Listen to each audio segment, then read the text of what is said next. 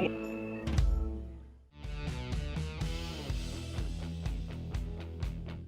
We welcome you in. The week has arrived, and what a week this is. Everyone loves Thanksgiving week because it is a couple of days off, and it's also great football, and we have plenty of that this weekend. And let's get right to it as we begin the last week of the regular season, and what a season it has been.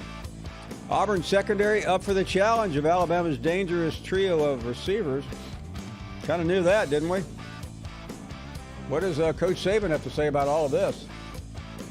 Offensively, they've been very effective, creating balance. I think Bo Nix has done a really good job of doing that for them. They're very effective running the football. They've got really good skill guys outside. They've got a really good runner. Whitlow's a really good runner. So this team is very good on special teams. So, this is, the best team we've played probably so far this year, and it'll be the most challenging place that we've played. So, real challenge for our players on our team. Hold on. Did I just hear you correctly, Coach Saban? This is the best team we have probably played so far this season. Am I missing something? Did the LSU game not happen? I guess not. Moving on, because that one has not been settled yet. Gamecocks have upset.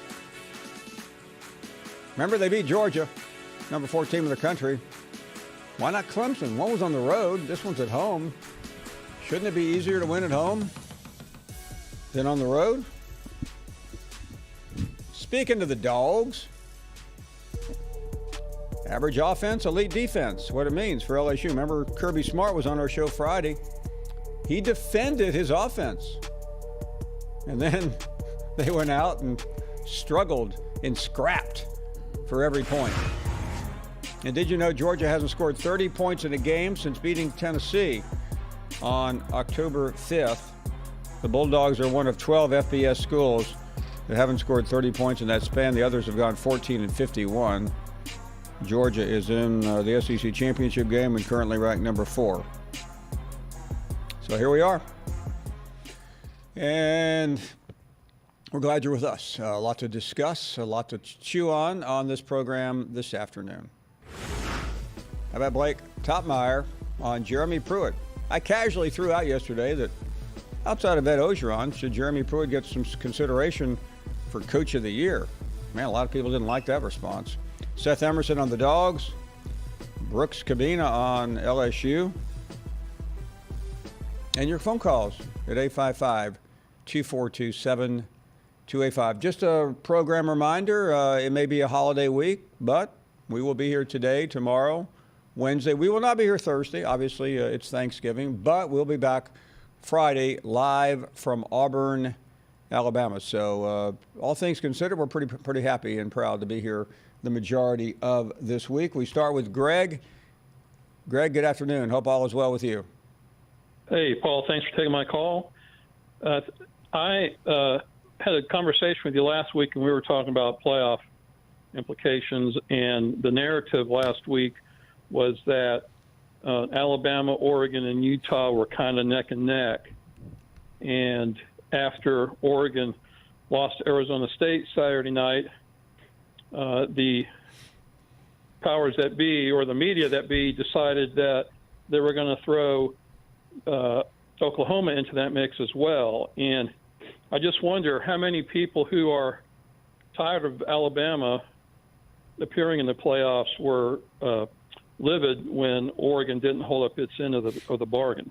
Yeah, listen, I mean, I hate to make outrageous statements on this program because I know nobody's paying attention to anything I say, Greg, but I really do think there are a number of people in the national media who, of course, take their cues from several components in the world that don't want Alabama to get in. And I understand it. Alabama's been in every playoff, and there's some Alabama fatigue. But with Oregon out of the way, you start doing comparison tests, and I've seen Alabama ranked as low as 8th in some people's polls. I mean, I'm sorry, I was never that impressed with Utah and Oregon, and I think we all saw the Oregon answer on Saturday night. I mean, they lost to a team that had not had a lead since October. And I'm not here to disparage Utah. I think they're a really good football team. But I don't think they're as good as Alabama, even without Tua. I would agree, and I think Tim Brando was one of those who fall into that category, and I get it. People are tired of seeing them in there, but if you want them not to be in there, then you've got to put some teams up there who can play better than they can head to head, and then just prove it on the field. And this year is just going to be one of those years where if Alabama does get in, it's going to be for a lack of competition on the outside of what Bama can affect, and those teams are just going to have to learn to do better. And it makes you wonder, if there is a expansion of teams to 8. We're arguing now about there's going to be 4 teams, quality teams that are capable of winning the championship, and there only might be 2 or 3 this year. What are you going to do when you come to 8? No, you're right. And listen, I mean, there are a lot of good teams around the country, but Alabama's schedule has been what it is, and to me, it's up to Alabama Saturday. I mean, they're playing a really good team. I'm not going as far as to say what Saban said, but Saban's in spin mode right now. He has to be. He knows that people are measuring everything he says, and they'll be watching this game very closely. And if Alabama wins, I think they probably have done enough. And by the way, I think this narrative that Alabama has to win convincingly is a crock. Alabama's going to Auburn. I mean, maybe because I've covered like 35 or 40 Iron Bowls, I know how important it is. It doesn't make any difference what the records are. That is a difficult game to win on the road. So, I mean, Alabama wins 3-2. To me, it's a significant win. Let's get to the calls.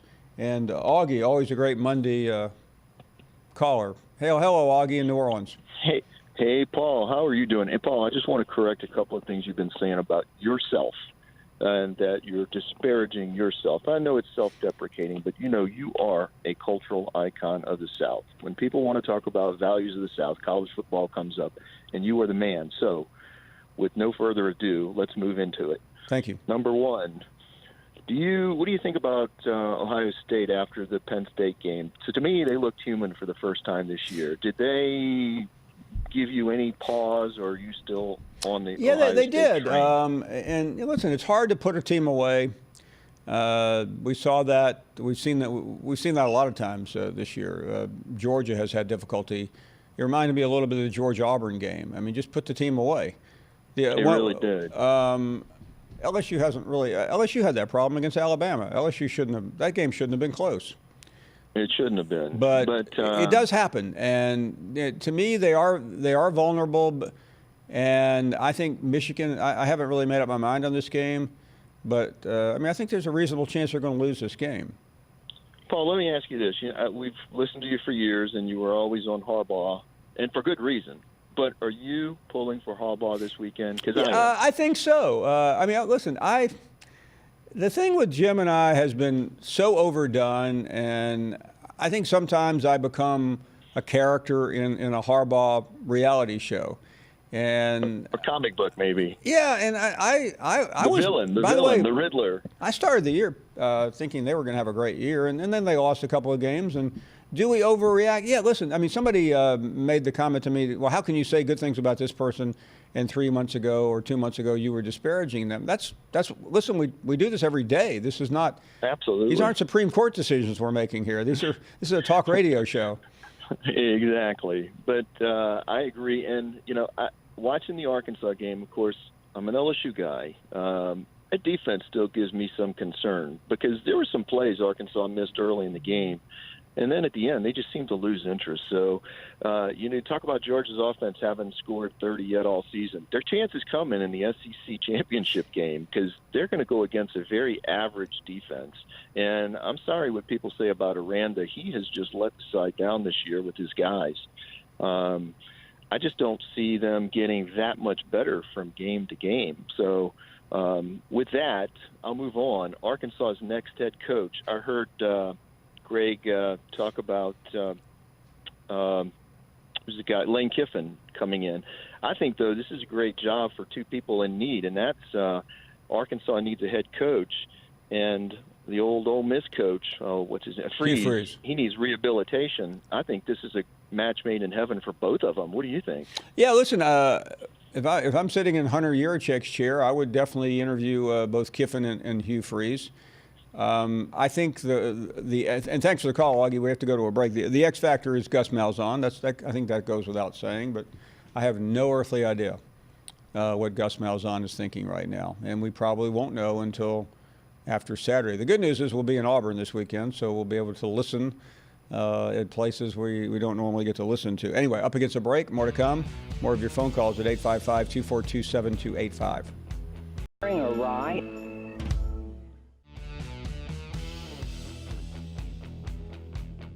We welcome you in. The week has arrived, and what a week this is. Everyone loves Thanksgiving week because it is a couple of days off, and it's also great football, and we have plenty of that this weekend. And let's get right to it as we begin the last week of the regular season, and what a season it has been. Auburn secondary up for the challenge of Alabama's dangerous trio of receivers. Kind of knew that, didn't we? What does Coach Saban have to say about all of this? Offensively, they've been very effective creating balance. I think Bo Nix has done a really good job of doing that for them. They're very effective running the football. They've got really good skill guys outside. They've got a really good runner. Whitlow's a really good runner. So this team is very good on special teams. So, this is, the best team we've played probably so far this year, and it'll be the most challenging place that we've played. So, real challenge for our players on our team. Hold on. Did I just hear you correctly, Coach Saban? This is the best team we have probably played so far this season. Am I missing something? Did the LSU game not happen? I guess not. Moving on, because that one has not been settled yet. Gamecocks have upset. Remember, they beat Georgia, number 4 team in the country. Why not Clemson? One was on the road. This one's at home. Shouldn't it be easier to win at home than on the road? Speaking to the Dogs, average offense, elite defense. What it means for LSU. Remember, Kirby Smart was on our show Friday. He defended his offense. And then they went out and struggled and scrapped for every point. And did you know Georgia hasn't scored 30 points in a game since beating Tennessee on October 5th?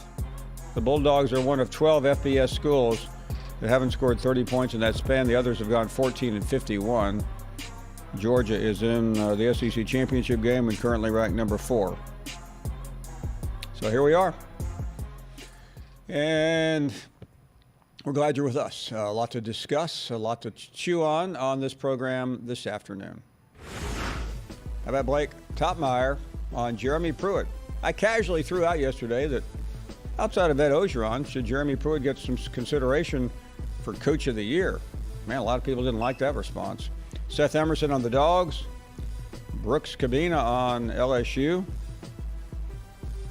And your phone calls at 855-242-7285. Just a program reminder, it may be a holiday week, but we will be here today, tomorrow, Wednesday. We will not be here Thursday. Obviously, it's Thanksgiving, but we'll be back Friday live from Auburn, Alabama. So all things considered, we're pretty happy and proud to be here the majority of this week. We start with Greg. Greg, good afternoon. Hope all is well with you. Hey, Paul, thanks for taking my call. I had a conversation with you last week, and we were talking about playoff implications, and the narrative last week was that Alabama, Oregon, and Utah were kind of neck and neck. And after Oregon lost to Arizona State Saturday night, the powers that be, or the media that be, decided that they were going to throw Oklahoma into that mix as well. And I just wonder how many people who are tired of Alabama appearing in the playoffs were livid when Oregon didn't hold up its end of the bargain. Yeah, listen, I mean, I hate to make outrageous statements on this program because I know nobody's paying attention to anything I say, Greg, but I really do think there are a number of people in the national media who, of course, take their cues from several components in the world that don't want Alabama to get in. And I understand it. Alabama's been in every playoff, and there's some Alabama fatigue. But with Oregon out of the way, you start doing comparison tests, and I've seen Alabama ranked as low as 8th in some people's polls. I mean, I'm sorry, I was never that impressed with Utah in Oregon, and I think we all saw the Oregon answer on Saturday night. I mean, they lost to a team that had not had a lead since October, and I'm not here to disparage Utah. I think they're a really good football team, but I don't think they're as good as Alabama, even without Tua. I would agree, and I think Tim Brando was one of those who fall into that category, and I get it. People are tired of seeing them in there, but if you want them not to be in there, then you've got to put some teams up there who can play better than they can head to head, and then just prove it on the field. And this year is just going to be one of those years where if Alabama does get in, it's going to be for a lack of competition on the outside of what Bama can affect. And those teams are just going to have to learn to do better. And it makes you wonder, if there is a expansion of teams to 8. We're arguing now about there's going to be 4 teams, quality teams that are capable of winning the championship, and there only might be 2 or 3 this year. What are you going to do when you come to 8? No, you're right. And listen, I mean, there are a lot of good teams around the country, but Alabama's schedule has been what it is, and to me, it's up to Alabama Saturday. I mean, they're playing a really good team. I'm not going as far as to say what Saban said, but Saban's in spin mode right now. He has to be. He knows that people are measuring everything he says, and they'll be watching this game very closely. And if Alabama wins, I think they probably have done enough. And by the way, I think this narrative that Alabama has to win convincingly is a crock. Alabama's going to Auburn. I mean, maybe because I've covered like 35 or 40 Iron Bowls, I know how important it is. It doesn't make any difference what the records are. That is a difficult game to win on the road. So, I mean, Alabama wins 3-2. To me, it's a significant win. Let's get to the calls. And Augie, always a great Monday caller. Hello, Augie in New Orleans. Hey, Paul, how are you doing? Hey, Paul, I just want to correct a couple of things you've been saying about yourself and that you're disparaging yourself. I know it's self-deprecating, but you are a cultural icon of the South. When people want to talk about values of the South, college football comes up, and you are the man. So, with no further ado, let's move into it. Thank you. Number one, what do you think about Ohio State after the Penn State game? So to me, they looked human for the first time this year. Did they give you any pause, or are you still on the Ohio they State did. train? And listen, it's hard to put a team away. We saw that. We've seen that a lot of times this year. Georgia has had difficulty. It reminded me a little bit of the Georgia-Auburn game. I mean, just put the team away. Really did. LSU hasn't really. LSU had that problem against Alabama. That game shouldn't have been close. It shouldn't have been. But it does happen, and to me, they are vulnerable. And I think Michigan. I haven't really made up my mind on this game, but I mean, I think there's a reasonable chance they're going to lose this game. Paul, let me ask you this: we've listened to you for years, and you were always on Harbaugh, and for good reason. But are you pulling for Harbaugh this weekend? Because I think so. I mean, listen, the thing with Jim and I has been so overdone, and I think sometimes I become a character in a Harbaugh reality show, and a comic book maybe. Yeah, and I was the Riddler. I started the year thinking they were going to have a great year, and then they lost a couple of games. And do we overreact? Yeah, listen, I mean, somebody made the comment to me, well, how can you say good things about this person and 3 months ago or 2 months ago you were disparaging them? Listen, we do this every day. This is not. Absolutely. These aren't Supreme Court decisions we're making here. This is a talk radio show. Exactly. But I agree. And, watching the Arkansas game, of course, I'm an LSU guy. That defense still gives me some concern because there were some plays Arkansas missed early in the game. And then at the end, they just seem to lose interest. So, talk about Georgia's offense having scored 30 yet all season. Their chances come in the SEC championship game because they're going to go against a very average defense. And I'm sorry what people say about Aranda. He has just let the side down this year with his guys. I just don't see them getting that much better from game to game. So with that, I'll move on. Arkansas's next head coach. I heard Greg talk about who's the guy, Lane Kiffin, coming in. I think, though, this is a great job for two people in need, and that's Arkansas needs a head coach, and the old Ole Miss coach, what's his name? Freeze. He needs rehabilitation. I think this is a match made in heaven for both of them. What do you think? Yeah, listen, if I'm sitting in Hunter Yurichek's chair, I would definitely interview both Kiffin and Hugh Freeze. I think and thanks for the call, Augie. We have to go to a break. The X factor is Gus Malzahn. I think that goes without saying, but I have no earthly idea what Gus Malzahn is thinking right now, and we probably won't know until after Saturday. The good news is we'll be in Auburn this weekend, so we'll be able to listen at places we don't normally get to listen to. Anyway, up against a break. More to come. More of your phone calls at 855-242-7285. So it is Monday. That means one thing: low-hanging fruit. That's right. We have it here. I'm going to start off with the lemon right off the bat. Wow. Brave man there. Yeah. And this one simply says, Texas is terrible. Low-hanging fruit or truth? That's 100% true. Yeah. I mean, dumpster fire is used too often. I don't think it is a dumpster fire. I just think it's sad that Texas is still Texas, which is not impressive. Can we just say they're backwards? Yeah, thank you, Sam.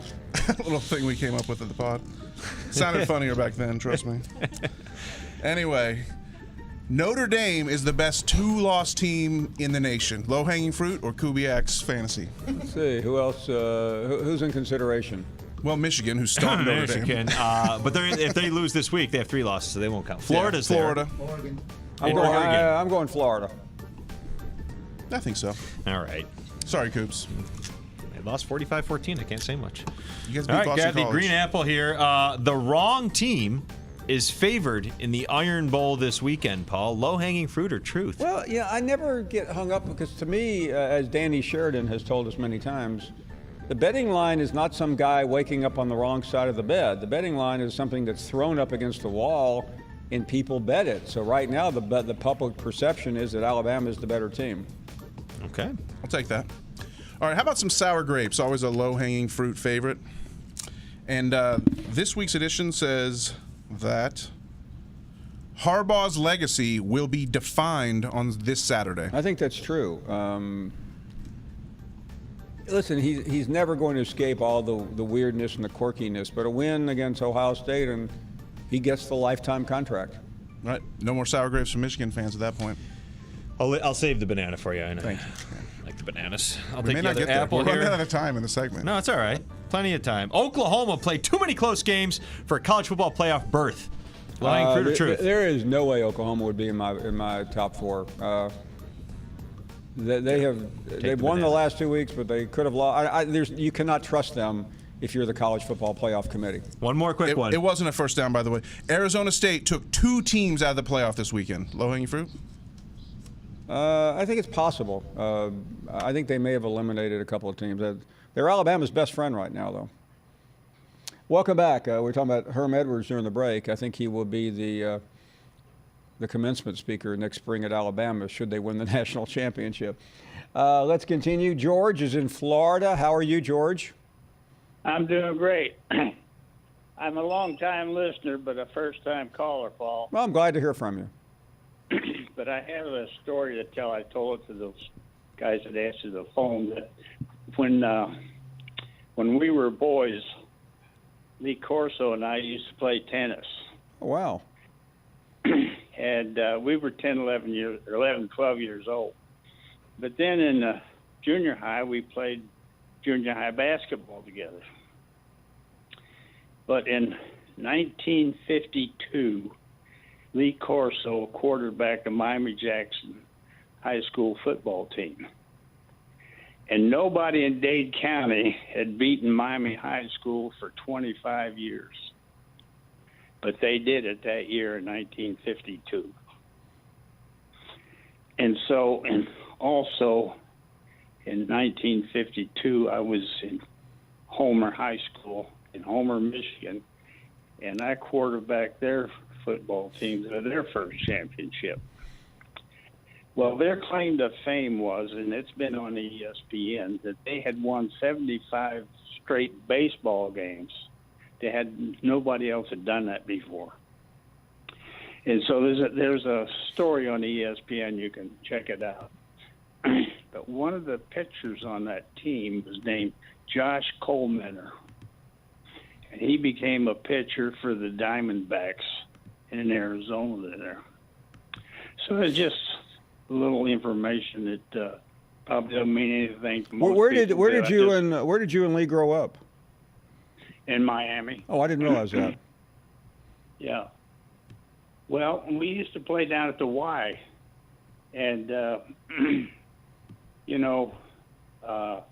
back then Miami had great ball fields. They had great parks. And I grew up there. I was born there. I don't know where Lee was born, but I know I was born there. And I remember when they put a barbed wire fence around Miami International Airport to keep the cows off the runway. That's hilarious. Yeah. And how old are you, if I may ask? 84. Okay, so I couldn't remember. I know Lee's birthday is in August. Well, mine's in April, so I'm that much older than him. Okay. Yeah, it's remarkable. I spent a year traveling with Lee, and quite often we'd find ourselves at 11 o'clock at night at the Atlanta airport with him heading off to Orlando and me heading home. And I would try to look after him. One time we were walking together, and at 11 o'clock at night, and we started the day, as you can imagine, pretty early to be on game day. He was out walking me by about 10 steps. Yeah. Well, he only has me by a little more than 20 years. So. Yeah. Well, it was a thing where he knows people in my family.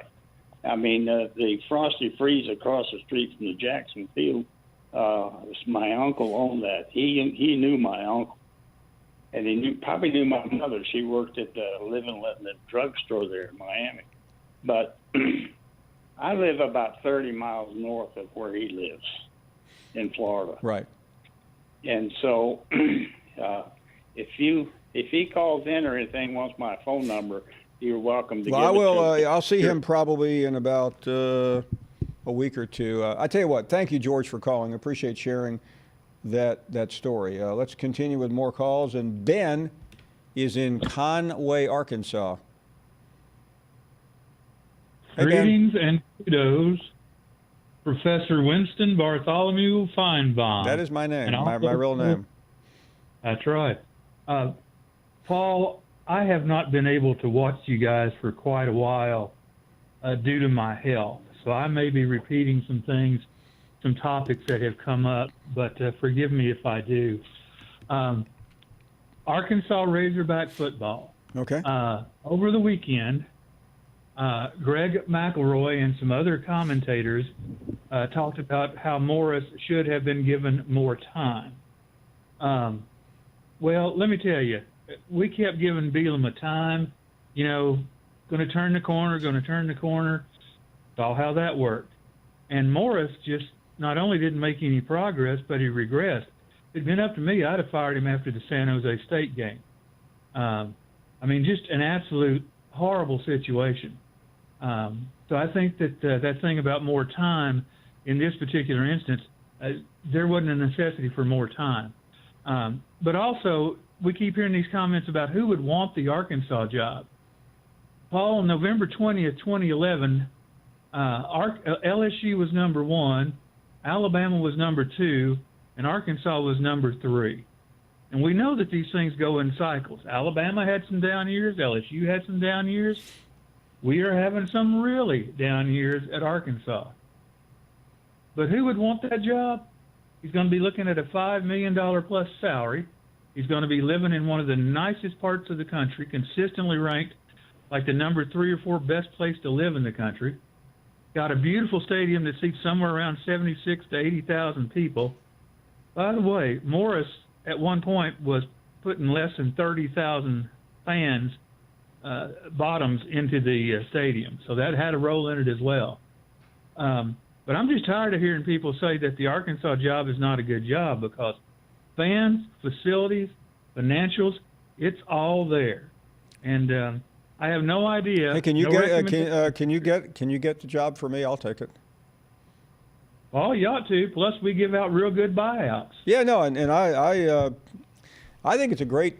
I think Northwest Arkansas is beautiful. I mean, it's really a fantastic area, and I'm considering it's on my list of places to move. So get me the job, and I'm there. I can start Monday if you don't mind. Thanks for the call. Let's check in with Randy in Ohio. Hello, Randy. Hey, Paul, how are you doing We're doing today? great. Thanks Thank for taking my call. Of course. Hey, just a couple things. Number one, do you think Nick Saban's big win over the School of the Deaf and Blind Saturday really helped their chances on making the playoffs? Oh, no doubt. That's a game that the committee right now in Grapevine, Texas, is studying, and they'll break that tape down 3 different ways. Yeah. Number two, I know there's a lot of lobbying from the SEC people to try to get Alabama in there, but if they do get in the playoffs, who are they going to beat, Paul? They couldn't beat LSU with Tua, and that game should have been a lot bigger spread than it ended, like you know. Now, they got slaughtered by Clemson last year when they were at full strength, and there ain't no chance they could beat Ohio State. So why is such the lobby for them to get in? Well, listen, I don't think you can think that far ahead. To me, the playoff is about the 4 best teams. It's not about what's going to happen once you get there. Now, I do think you have to factor that in, and that's where Oklahoma, to me, gets eliminated. I wouldn't trust Oklahoma right now against one of the 4 best teams in the country because they're not one of the 4 best teams in the country. They're not one of the 6 best teams in the country. No, I don't think so either. I mean, to me, as far as I'm concerned, Oklahoma is eliminated. To me, Utah, let's see what they do. Utah has Colorado this weekend. That should be a major test. And then they'll play Oregon. And if Utah can navigate those 2 games, then let's compare them to Alabama, assuming Alabama beats Auburn. Yeah, I watched Utah over the weekend. I'll tell you what, I haven't seen them all year, but they got a pretty good little team. I mean, they were up against Arizona, though, which is not a particularly good team. But I'm open-minded. Listen, if Alabama gets in, fine. If they don't, and by the way, if Georgia beats LSU, Alabama's not getting in anyway. We'll take a break. More to come. 855-242-7285. We are back with more of your phone calls. Guys, what about it? I mean, he's on a list with Peyton Manning now, right? An impressive list with Peyton Manning. Yeah. Can't go wrong there. Peyton Manning, and Tyler Bray on that list, and Jarrett. I mean, we're talking when Garantano had the sort of the helmet incident with Pruitt and the missed play call and the call on the audible at the line and whatnot. There were people who thought Garantano might never play for Tennessee again. Instead, he's turning around and completely rallied. Pretty awesome story if you think about it. One of the underrated stories of the season. Yeah, and I think he said he's going to come back next year, or he hinted. Didn't say. He hinted that he might come back next year. And, I mean, Paul, I know we've kind of beaten this horse a lot, but it's just you can't get over what Tennessee and Jeremy Pruitt have been able to do over the last 5-6 weeks here. Some will argue that they really haven't beaten a good team during this stretch, but to me that's not the point. The point is they were in a disastrous situation, and Tennessee is now beating teams it has been losing to in recent years. Yeah, that could continue again next week, right? Against Vanderbilt. Well, it will continue. Yeah, I'd pick them as a strong can't favorite. build this much goodwill with their fan base and then lose to Vanderbilt. It just. Well, I thought Missouri was really the key game. That was a team that has owned them lately, and they went to Columbia and beat a team that many of us thought would enter November undefeated, and instead Missouri has just been one of the biggest disappointments of the year. Right, and they have all the buzz now in the East, right? Like going in to the end of this year and into next year, when people are talking about SEC in the offseason, it's going to be Georgia, Florida, Tennessee instead of Georgia, Florida, Missouri now. So right, Tennessee's going to finish third in the SEC East, and after the first 2 weeks to see where they can finish there. If you're sitting out there in Columbia, Missouri, and you were feeling great about Barry Odom in August, how are you feeling right now? Do you think the NCAA bowl ban or anything had overhanging? No. Because I think everybody thought that was going to get decided by the end of September. I don't think it had one thing to do with it. To me, it gave them some cause, but since they never had a determination, I don't know how you could possibly say that had did that cost them the Wyoming game? No. Oh, you know what it was? It was they couldn't score touchdowns for a long time. You know what it is? Problem. Kelly Bryant's just not that good. Yeah. I mean, nice kid, but has not played that well. Blake Topmeyer is our guest from Knoxville, and Blake covers the Volunteers from the Knoxville News Sentinel. Blake, who would have thought that somebody would even be able to raise the question about Jeremy Pruitt getting consideration for Coach of the Year back in early September? Thanks for being a part of the program. And what is going on in Knoxville?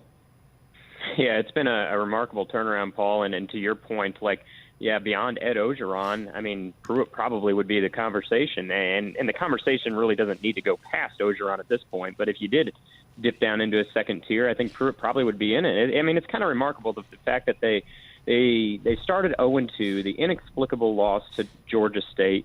They blow it against BYU, and I think a lot of people, probably myself included, frankly, had them left for dead after that 1-4 start, and then they've turned it around with better quarterback play, and the defense has really got going in this 4-game winning streak. Now critics will say, Blake, you've heard it, you live there, that okay, look at the collection of schools that Tennessee has beaten, and to me that's fine, but you're still beating SEC opponents. And these are not great teams, but what else can you do? Yeah, and I think really it's more noteworthy this year that they've beaten the teams that they need to beat to kind of move up the pecking order in the SEC East as compared to last year. They had those wins over top 25 opponents, Auburn and Kentucky. And, those really kind of stood out as highlights of the season. But then they lost to South Carolina. They lost to Missouri. They lost to Vanderbilt. I think it's better for Tennessee, rather than to have, a couple of those top 25 victories, to beat all the teams in the SEC East that you're trying to pass to at least, get yourself into the top tier to where, they're still not in the conversation with Georgia and Florida. Frankly, they're probably still quite a ways off from that. But they're now establishing themselves as the top of that next pack, whereas coming into this season, they'd been the bottom of that other pack for the last couple seasons. Yeah, and by the way, to your very point, do you think anyone in Columbia, South Carolina remembers beating Georgia right now? Yeah, I mean, probably not. No, I mean, you make a good point. Those top 25 wins are great, but I think by and large, you'd rather have a bulk of wins against teams that you think you should beat rather than just that one shining moment. So let's talk about what it means. First of all, with a win against Vanderbilt, which I'm going to go ahead and bake into the conversation, do I read correctly Tennessee is headed for a New Year's Day bowl? Well, it's kind of all across the board. I mean, to me, the most likely destinations would be the Gator Bowl, which I believe is actually January 2nd. Or close. Yes, or the Liberty. I mean, the Liberty Bowl desperately wants them. That's the bowl that I think wants Tennessee the most. Of course, it's not just the Liberty Bowl's decision. I mean, the individual teams get a say in that. The SEC ultimately makes the assignment, and so I think there's a few different places they could go. I think one of the projections on ESPN actually has them going to the Outback Bowl. That feels a little bit high for me. I still feel like Auburn seems like a good bet for the Outback Bowl, but they could go in a lot of directions. For me, I think the Gator Bowl and the Liberty Bowl, though, are probably the two most likely destinations. And for those of you who aren't familiar with Tennessee geography, Memphis is the host of the Liberty Bowl. It is in the same state of Tennessee, even though having grown up in Memphis and attended the University of Tennessee, you would never know it based on the distance.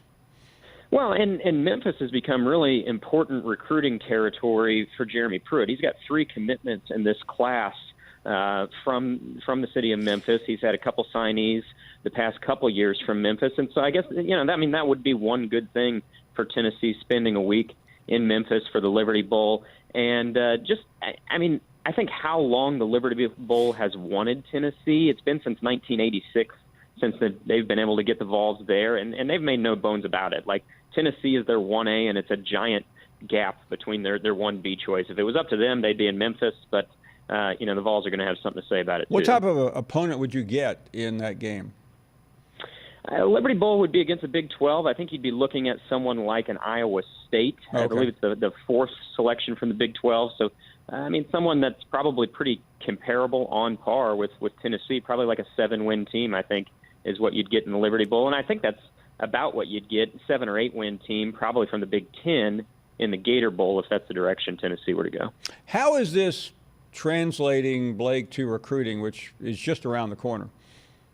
It's been pretty quiet for Tennessee here throughout the fall on the recruiting trail. They haven't lost a lot of guys, and that was noteworthy given the start, but it hasn't really gone wild here in recent weeks either. They had one big day, it was probably about a month ago, where they got 3 linebackers all from the same high school in Memphis in a span of like 2 hours. But beyond that, it's been pretty quiet in recruiting. This is a class that's probably going to finish in the top 20. I think it's going to be a good, not great class. And one of the keys is hanging on to Harrison Bailey, the 4-star quarterback commitment. He's been committed for a year now. That still feels pretty solid. And then I think they need to add another wide receiver. They got a couple wide receiver commitments, but with all the wide receivers they're going to be losing this year, notably Juwan Jennings and Marquez Callaway, they need to kind of stock up in that area. Blake, what's the deal with Garantano? Every time I turn into Tennessee, I see him coming and going. He's like the perfect protagonist for this Tennessee season because, it's just been a wacky season, and then he's had a wild story within the season. The way he started this year, we didn't see coming because this was a guy that truly performed pretty well throughout spring practice, performed well throughout fall camp. And I know it's different between practice and games, but this was a guy that had a year and a half of starting experience. So it's not like he wasn't used to playing in games before. It's just, I think he really struggled early on. I felt like he was swimming in Jim Chaney's offense. I think there was the belief, myself included, coming into the season that Jim Chaney was going to be really good for Garantano. And I think ultimately he probably still is. But the fact is, at the beginning of the season, Garantano was working with his 4th offensive coordinator in as many seasons, and you just felt like he was swimming in that offense. And then I think he made some bad decisions. His confidence probably got shaken a little bit. And I thought we'd pretty well seen the last of him. When he fumbled on that quarterback sneak against Alabama, I really felt like the coaching staff had lost all faith in him, all trust in him at that point. Certainly the fan base was up in arms with Garantano at that point over that fumbled quarterback sneak. And I thought that was pretty much going to be it for the Garantano era. Now, they needed him, and so he played by necessity the couple weeks after that because his freshman replacement, Brian Maurer, had some injury concerns. And Garantano, to his credit, performed pretty well in relief. And so then there was like this narrative that maybe he's just better off the bench, which never really made sense because he'd started so many games in his career and he'd had some good games last year as a starter. I really think what it was is they simplified the offense a little bit for him. And then in the other direction, I think he just got a better understanding of what Jim Chaney wanted out of him and the expectations. Early in the season, I think he was improvising a little too much in terms of changing Chaney's play calls and maybe just had a little bit too much freedom and not sure what to do with it. Now I think he's got a much better handle on it. He's confident, and the team has bought back in him, too. I think this team is fully behind him. I do think maybe he lost the team for a while, but, with a veteran guy and the way he's playing, you can win it back pretty quickly, and I think he has. Blake Guttmeyer joining us from Knoxville on the resurgent Tennessee Vols. Yes, you heard that correctly. Blake, come back soon. Thank you very, very much. Absolutely. Thanks a lot, Paul. You got it. We'll take a short break. We are back with more guests and more of your phone calls. we're proud to be playing this game at Kroger Field here this weekend and trying to keep this cup here with us. So big game this week. Excited about the opportunity. Very proud of the way our team played this past week. And, rivalry week is here, and need to continue that and play a very good game here this week. Coach Satterfield and their staff has done a remarkable job this year. This team's playing hard. They're playing good. So we have to be ready for a big game. He's one of those guys. There's no question. Each year, last year he had surgeries and had to take care of his body in the off season. It took him a long time to get healthy. This year, as the year goes on, same thing. He has some ups and some downs and gives it everything he's got. And I'm really proud of Cash and what he's done and overcoming some adversity and things that maybe not everybody knows about. And, each individual is different and goes through some ups and downs and has a lot of, trials and tribulations and things going on in their personal life, in their own life, and in their families that are just very hard. But the young man gives us everything he's got all the time. We love him. He's a great teammate, and he's ready to go. He'll be back out there ready to go this week. So proud of him and the things he's had to overcome. Mark, I looked this morning in the National Weather Service says there's a 70% chance of rain. Wow. Do you guys just expect it to rain now? It's just, it's been strange. We've won each game, I think, haven't we? 2-1. 2-1. Georgia, that's right. Yep. It is what it is, so I think everybody knows we're going to throw the ball 50 times. So that may hurt a little bit. We appreciate your clarification of the Florida State situation the other night. Personally, I would think your phone would be ringing off the hook. Have you talked to any other programs? No, I don't want to get into any specifics about anything like that, and I don't want to open up, speculation and things for the future. I just don't think it's appropriate. I was pretty clear on, I'm really intent on being here and building this program, and we have unfinished business, and I'm excited about the future. So that was pretty clear. Yeah, I know you don't pay attention to social media, but at least this week the fan base does want you to stay here. So. Well, that's it. I appreciate that. Thank you. Keep me updated. This is the Paul Finebaum Show, presented by Regions Bank. Welcome back to the program. Let's go to Ray in Charlotte, North Carolina. Hello, Ray. Hello, Paul. Thanks for taking my call. Thank you. I just had just a couple of brief comments. I'm a Tennessee fan, and I heard a lot of what was said earlier from the gentleman from Knoxville. What do you think about the future of the program? Do you think that they finally got the right staff in place? Well, listen, my gut answer would be yes. I still think the offense has been inconsistent this year, but it takes a while. And I think Blake made a good point when you talk about all the different people and coaches that Garantano has worked with. But I wouldn't switch too much up right now. I'd try to get some continuity and especially start building some recruiting bases, because I think that's the key to Tennessee. Yeah, absolutely. Another point I wanted to make, you don't hear a lot about basketball, it doesn't seem like on this show, but my gosh, Tennessee under Barnes, the recruits he's got coming in 2020, it's unbelievable. They're the fourth-ranked class in the nation right now. I don't think they've ever had anything going on like they have now with recruiting there. Well, certainly not in a generation or two, I would agree. Listen, I love the college basketball, and I happen to be a big fan of Rick Barnes, and we had him on our show not long ago. But we are about to turn and change seasons, so I think we'll make up for that. Thank you. Coach is up next in Morristown. Hello, Coach. Hey, Paul, how are you feeling? I'm doing a lot better. Thank you. I appreciate you asking. Well, I know that I know what you have, and that cough lasts forever, Paul. I hate to tell you. Well, it's just hard to make it go away. But yeah, let me reiterate what Ray said about Rick Barnes. When got to visit the show a few weeks ago when you were in Knoxville and got to see Rick again and talk to him. He was really excited about the future and the recruits coming in, and seemed to, losing the two that he lost in Grant and Admiral. That was a tough two to replace, but he seemed excited, and obviously rightfully so. Well, he should be. Playing well. I mean, listen, he's building off of the best year Tennessee's had in, I don't know, about 40 years or so. And since Ernie and Bernie probably. So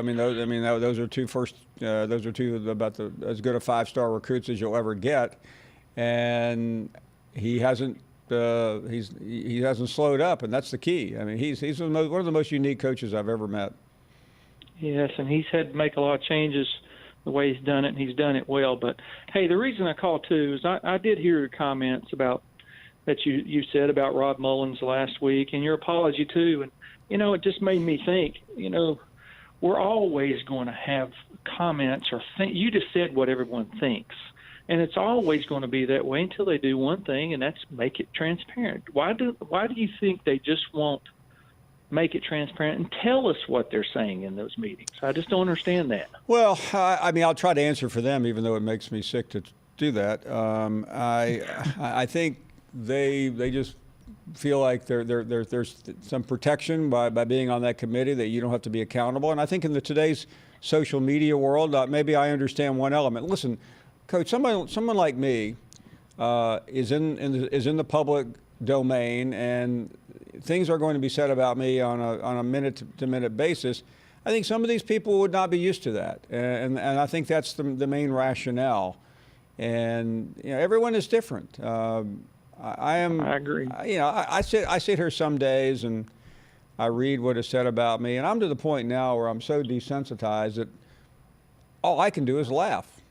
Well, and by the way, one more thing. It's not so much when somebody I've never met or never heard of disparages me, but when people that are in the same industry lazily just take shots without ever attempting to find out the truth, I do take note of those and go, what has happened to our industry? Why is there so much follow the leader in social media? Does it make someone feel better to say the same thing that 1,000 other people have already said? Doesn't make them right.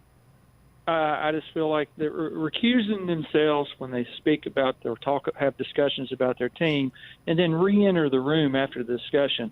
Come on, man. Well, let me say this about Rob Mullins, and I don't know, you probably did hear me that I did have a chance to have a long conversation with him Friday, and I will say I understand why so many people respect him and believe that he is honorable and is capable of that. My criticism of him was never personal. I know it sounded that way, and I know what came out. It was never intended to be personal. It just I just didn't like the system. But I've said all I can say about it. It's not germane any longer because Oregon lost, and they're not a factor. Paul, just keep doing what you're doing. Thank you. I really do appreciate that. Thanks a lot. Let's continue with more calls. Ty is up next in Alabama. Hello, Ty. Hey, Finebaum. I called in to ask you about Alabama's chances buying that Oregon loss Saturday. I think they're pretty good. We're all factoring in a win at Auburn. I think with a win at Auburn, they have done all that. I mean, they have a loss against the #1 team in the country. How many of the other schools would be able to go through that schedule and not have a loss to LSU? To me, that's what nobody wants to factor in. All the national media honks who want to talk about their schedule. Look at Clemson's schedule. Look at Utah's schedule. They have a loss to Southern Cal. I'll take losing to LSU over Southern Cal. And the difference is that they don't have a conference championship game. Well, they lost to the best team in the country right now. At what point does it stop being disappointing with Nebraska and just be the way it is? Yeah, I might have thrown Stanford on that list as well. We only wanted to pick one team from each. Yeah. One from each conference. I would say the University of Coral Gables is the most disappointing. Rough. Really rough. I agree, because when I walked out of the stadium in Orlando on week 0, I thought they had a chance to be a really good team.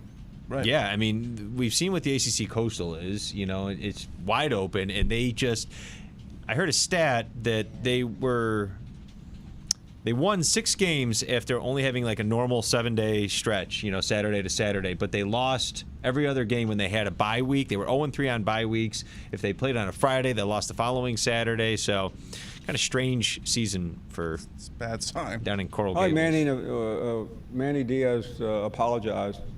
Someone told me that he is a really good coach, but if you look at his record out of a bye week, he is a disaster. Yeah, it's like they don't know what to do with the extra time.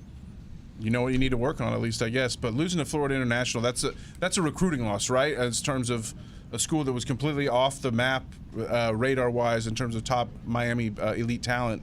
And now you look at it and it's like, well, they're capable of beating the Hurricanes, so who knows what could happen. We mentioned him earlier, but why is Tom Herman in Texas going backwards? Yeah. Maybe he's just really not that good of a coach. I mean, he was the hottest coach in America 3 years ago. He was. It was a no-brainer that when Texas hired him in 3 or 4 years, he was going to do exactly what Kirby Smart did. Maybe Texas is just not really a good football school anymore. Well, maybe besides that one Vince Young maybe they have year, just too many people who interfere with the program, and when you have 50 or 100 fat cat Texans who think they own a piece of it, it just might not work very well. Yeah. Might be time to start those Nick Saban rumors again. $100 million. It's hitting close to home, Paul, but I can't say that you're wrong. $100 million. Let's go. Nick, you coming to Austin? All them dogs are counting down, about to put the anchor down. Hotty toddy, who's it gonna be? Cowbells and swamp, the ag is wrong. There's nothing like the SEC. The weekend's full of surprises. Hit 'em with the flex. From Williams by Death Valley. On the Finebaum show, Paul's on the roll. If he don't get the best of me, call Paul. He'll make sense of it all. What's going on, Finebaum? Needles up on Rocky Top. The Razorbacks are hard to stop. War Eagles soaring in the wind. Let me talk, Tammy. Okay, go. Tigers rocking in the zoo. Wildcats are grinning too. Talk about the tide that's rolling in. The weekend's full of surprises. From big upsets to rivalries. On the Finebaum show, heads are gonna roll. If they don't get the best of me, we'll call Paul. He'll make sense of it all. Don't take those calls. I can give you my address and phone number if you're ever in this neck of the woods. This is the Paul Finebaum Show. It's not Jerry Springer, right? The Paul Finebaum Show is presented by Regions Bank. Been running here. The second hour is live, and we welcome you back to the show. Number of guests will continue to join us. Reminder, we'll hear every day this week, but Thanksgiving Friday in Auburn. Let's get back to the calls. And Dave is up next in Louisiana. Hello, Dave. How you doing, Paul? Hey there. Just two things I'd like to ask you. In the game Saturday, Justin Jefferson, receiver, scored a touchdown, and two of his teammates did a little dance with him. 15-yard penalty for that. That seems to be a heavier penalty compared to face mask and targeting. It seems like 15 yards is just too much for that. I agree. Listen, I don't like in-your-face bravado, but I don't mind letting a young person celebrate a successful accomplishment. Yeah, I agree. That's great. And the second thing you mentioned about Oklahoma, I don't see how they're in the top 10 period, other than the fact that their name's Oklahoma. I mean, if you had to evaluate their performance for the whole season, how are they in the top 10 period? There's no way. I mean, there's absolutely no way because. So that committee is really generous sometimes with their valuations to me. Yeah. Well, always enjoy your show. Take care. Have a happy Thanksgiving. Appreciate that very much. And when you think about what Oklahoma's done and compare them to Florida, which has lost to two top 4 teams, Auburn, which has gone on the road and won against a ranked team at the time in A&M and has lost to Georgia, Florida, and LSU, 3 top 10 teams. Texas A&M will play its third #1 team in the country this year. I mean, I'm just wondering. Yeah, and I know this sounds like SEC bias, but I don't care if you think it is or not. I'm just talking about the schedule. It speaks for itself. Let's continue. More calls. And John is in Memphis. Hello, John. Good afternoon, Paul. Hi there. Two questions. One, can't we get the humans out of this football, Paul? Not right now. I know we tried computers, but that was years ago. Now you get this artificial intelligence stuff, which I don't understand it, but it seems like it's pretty astute. This human, at the end of the season, you're going to interview the commissioner. You're going to ask him the same question you ask every year. Can we see the ballot? And he's going to not say no. It seems like this year there's like this hell-bent not to put Alabama in, and it just don't seem right. And secondly, you made a comment last week, Tua, I hope he keeps falling. I hope he falls so far that the Patriots take him. Thank you. Thank you. Yeah, the Patriots, after watching the game last night, need a quarterback. I don't think their 42-year-old leader is long for the world, at least as a quarterback. Phil is in Nashville. Hey, Phil. Hey, Paul. Thanks for taking my call. I called you about 2 weeks ago and asked you about this clown out here at Vanderbilt, the coach out here, and they made the announcement they're going to keep him another year. And rumor has it that the reason they didn't let him go is because of a buyout, and Lord only knows what his buyout is out here. But, you know, what? I mean, he is destroying the program out there. I mean, I feel sorry for those players out there.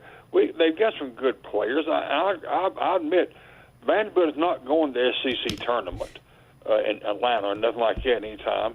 But at least they were going to bowl games when James Franklin was there, and James Franklin proved that you can win at Vanderbilt. But they keep holding on to this clown for some reason. I mean, you know, they was talking about hiring down at Florida State Deion Sanders. I said, well, if they do that, dadgum, Vanderbilt ought to fire this guy and hire Snoop Dogg. I mean, you know. But really, they should find some. I don't understand what the philosophy. Well, listen. First of all, Derek is a class individual. He's a good football coach, and what I mean by that is he's a really good coordinator. He's yet to prove he can be a head coach. He's 27-46 overall. He's 10-37 in the SEC. He's come in either 6th or 7th, 3 out of the 5 years, and 4th and 5th the other times, and 3 and 8th, going on 3 and 9 to me is not a good trend line. Now, why is he still there? Because you have a new athletic director who I think was respecting the extension given by his late predecessor. But I don't know anyone who is confident that Derek Mason is going to straighten out Vanderbilt's woes. And I get paid to give an opinion. The program is not watchable at the moment. Well, I agree with you, Paul. He might have been a good defensive coordinator, but as by the way, he was a great defensive coordinator. But he's not going to make it as a head coach. I mean, personally, I'm no expert, but I mean, you see the writing on the wall. I mean, there's been other guys that have been head coaches that was offensive, defensive coordinators that turned out to be a flop also, but they're good at their profession being offensive, defensive. But I just want to call and see what you thought, and I just wondered, it just hurts me to see that. I mean, at Vanderbilt, when they play football out there, they got more stadium workers than they have fans. So I'll just hang up and leave it at that. I'm trying to remember. I saw some pictures of the crowd the other day. It was pretty weak. Oh yeah, it's embarrassing. I mean, you got a school that's an SEC, and I love the SEC, and I love every team in there. And I'm a big Vanderbilt fan. Been that way all my life. But this is the first time in my life I've ever. Here's clown out there. Thanks for the call. This is why you have to take a serious look at your program. When the announced crowd Saturday at the Vanderbilt ETSU game, the announced crowd, not the actual crowd, but the announced crowd was 19,360. I ask anyone watching or listening when do any of you remember, short of just absolute, I think the sun was out, or it was a pretty decent day, outside of disastrous conditions, and maybe even that, when the last time you remember in the SEC a crowd announced at 19,368? That probably means there were 14,000 to 15,000 people. Now, I'm not saying it was a game that I would have paid to watch, but usually fans will show up in pretty good numbers. I don't know the answer. Hey, Jimmy, do you remember a crowd under 20,000 in recent SEC history? Not that I can think of, but I did see a shot of the stadium during the national anthem, and it looked like, honestly, more like 1900. Yeah, no, I'm looking at it right now, and I'm going to guess 2,300 fans. It looked like a bad high school football game. Man, I'm telling you what, it was unbelievable. Which, by the way, it may have been viewed as a bad high school football game. Right, but in response to the previous caller, though, who referring to Mason as a clown, ask Tennessee if Mason's a clown. I don't think you'll get. I don't think you'll get a similar answer. Yeah, I mean, listen, that is his cross to bear. That he's beaten Tennessee three times, but that goes out the window this Saturday, presumably. And I understand sometimes it's easier to not to make a change than to make a change. And by the way, if you make a change, you better have someone that you feel comfortable with and confident in. Malcolm Turner had no trouble getting rid of the former basketball coach, but he had someone in mind in Stackhouse, someone he knew. In football, it's not as easy just to go out there and bring somebody in and undo 6 or 7 years. Yeah, true. But in regard to Oklahoma, you look at their loss. At the time they lost to Kansas State, Kansas State was unranked.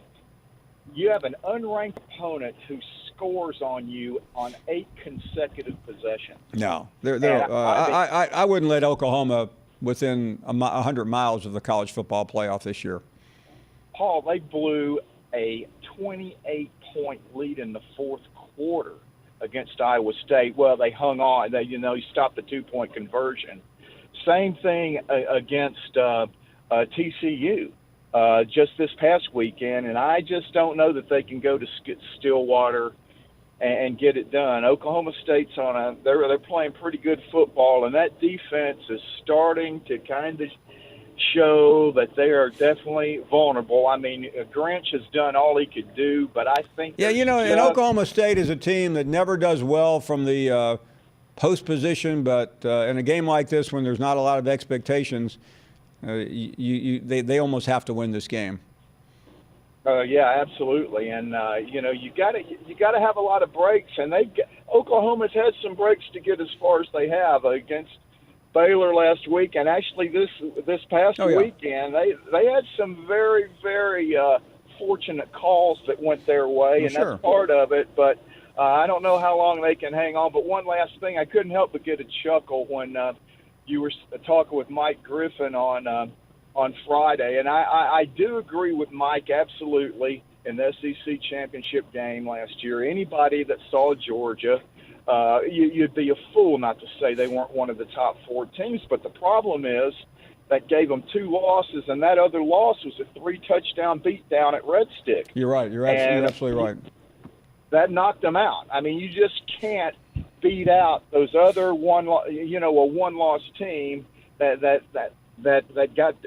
has a loss like that, and that's what knocked Ohio State out. Okay, Jimmy, hate to run. We're up against a break. Thank you very much. We're heading to a break, and we will talk next to Seth.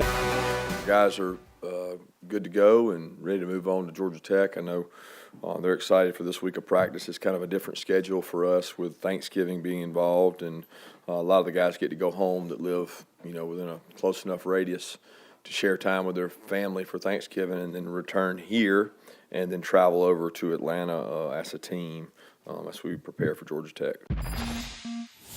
Auburn, they played really tight coverage. There's no real easy throws. I thought these guys, the guys who just played Texas A&M, their pass efficiency defense is really stellar. They do some good things defensively. Their coordinator was at Notre Dame. He's done some really good things. So it makes it tough at times, but at times you got to hit the open guy.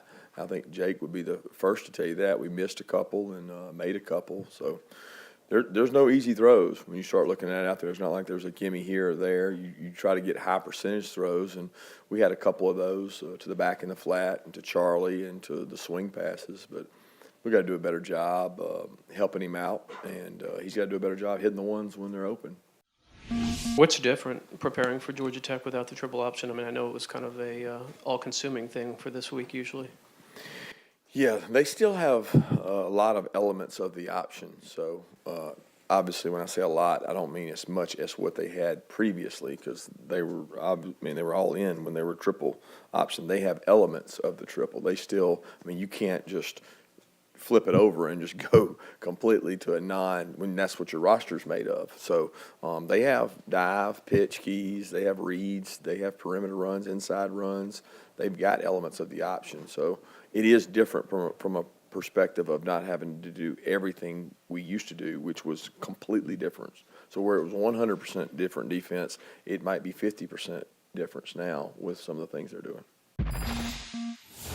Jeff and I have worked on the same staff at Alabama. I got a lot of respect for Jeff. He got a ton of energy. He does a tremendous job. He leaves no stone unturned. He's looking for every competitive advantage he can get, whether it's through recruiting, whether it's through innovation, whether it's through scheme, whether it's through motivation. He's a high energy guy, and Brent's the same way. Brent's a Georgia Tech guy. He played there. He played there while I was playing here, and he and I have never been on a staff together, but we've always crossed paths and been friends in recruiting. We go to the same schools as assistant coaches, and I see Brent in the offseason a lot. So I have a lot of respect for those guys and the job they do. You're watching the Paul Finebaum Show, presented by Regions Bank. We welcome all of you back. For those with us on television, we were listening to Kirby Smart during the break, and certainly looking ahead to Georgia Tech. Well, that may be what he's doing. Most fans are looking ahead to LSU in Atlanta a week from Saturday. And Seth Emerson joins us. Seth, first of all, I know fans probably can't get too excited about this Georgia Tech game. I know what people call it, and I know all of that is part of is partly baked into the system. But I do want to ask about LSU and what this team must do for us to take them seriously when they take on LSU in a week, because after Saturday there are a lot of Dog fans who don't know what to make out of this current team. Paul, I'm completely focused on Georgia Tech. I don't even know who Georgia plays after that. We're just plowing ahead. We're on to Georgia Tech. No, everyone's worried about LSU, to be honest. And it is actually interesting that the focus just goes completely past Georgia Tech, not just because it's a rivalry game, not just because it's on the road, but because with Georgia's offensive troubles, if Georgia doesn't fix those offensive troubles, the game could be close for a while. But ultimately, Georgia Tech's 3-8, so people are looking to LSU. And, I sense some optimism just talking to people like fans and, maybe some fellow media members. I have a podcast with former Georgia All-American linebacker Rennie Curran, and he's pretty optimistic about Georgia's chances. And that's despite actually losing total yardage to Texas A&M on Saturday, and not the first time that Georgia's won despite being beat in total yardage, and not dominating an opponent. It just kind of comes down to matchups, and people think that they have an elite defense here and that they can hold LSU's elite offense in check. Let's talk about Jake Fromm, who had a less than spectacular outing against Texas A&M. We've seen him struggle a couple of times this year. I'm surprised because I have such great confidence and belief in him. What's going on with him? That's the huge question around here. I was about to say $64,000 question, but I don't want to, skew in our older demographic. Please. Paul, I know we're going younger. Too late, I guess, since I mentioned it. But yeah, he's had 3 straight games now of completing less than 50% passes, and those are his only 3 games that he's done that. Even the South Carolina game when he had 3 interceptions, even the Kentucky game when it was this rain-soaked game where he struggled. He was 9 for 12 in that game. So what's going on? It's something everybody's trying to figure out. And the conditions weren't great last Saturday night, but he still missed open receivers more than I've seen him ever miss somebody who's open. And Texas A&M's quarterback, Kellen Mond, didn't have as much trouble throwing the ball in similar conditions. The good news for Georgia, there will be no such elements in the SEC championship or any playoff game they would play after that.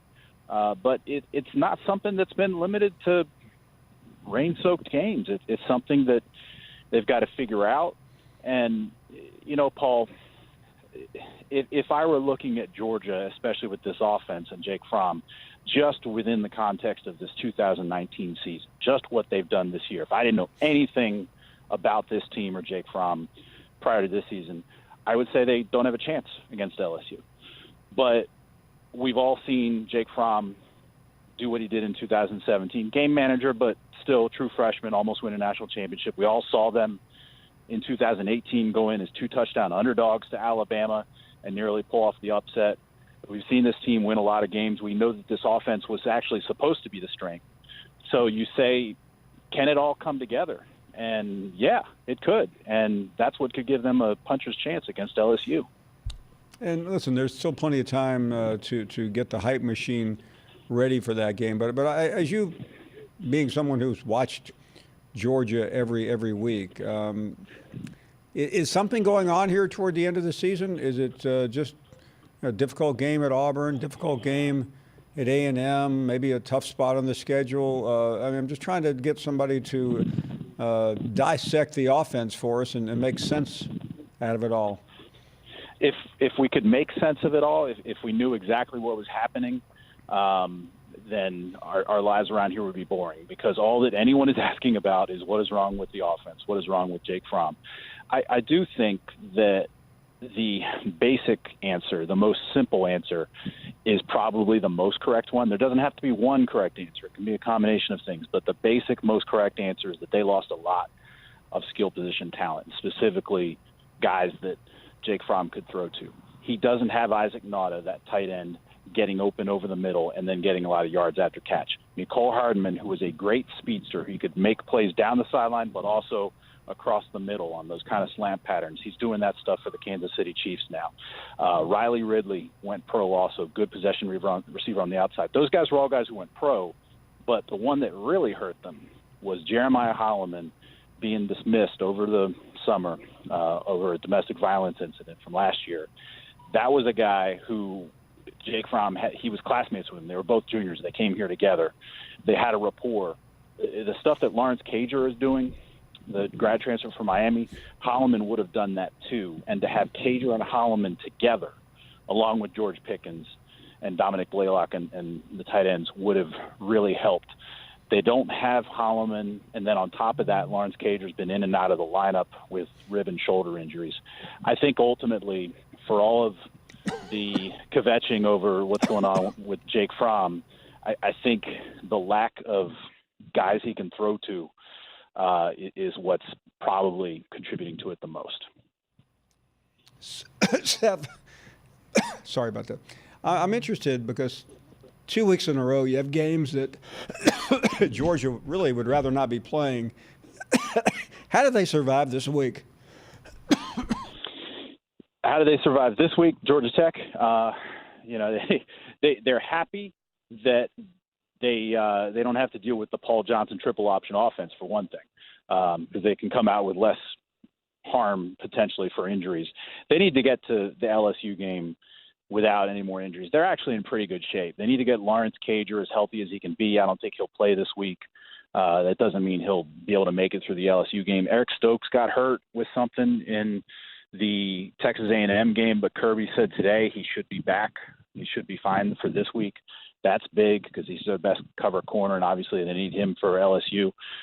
They need to get through this week, and I don't think they'll care if they only beat Georgia Tech by 1 point. They just want to survive and get to the LSU game because they know that they don't need style points right now. They they get in by beating LSU. And I guess in conclusion, Seth, that really is the advantage. This is not a team like Alabama. It has to do anything more than just win, right? No, exactly. I mean, LSU, if you beat LSU, you get in. It's the same situation they've been in, Paul, the last 2 years, 2017, 2018. They came in to the SEC championship with one loss, knowing they just get in and they win. Last year, they made the argument for getting in even though they lost. I don't think they'll be able to make that argument this time, especially if Alabama wins at Auburn.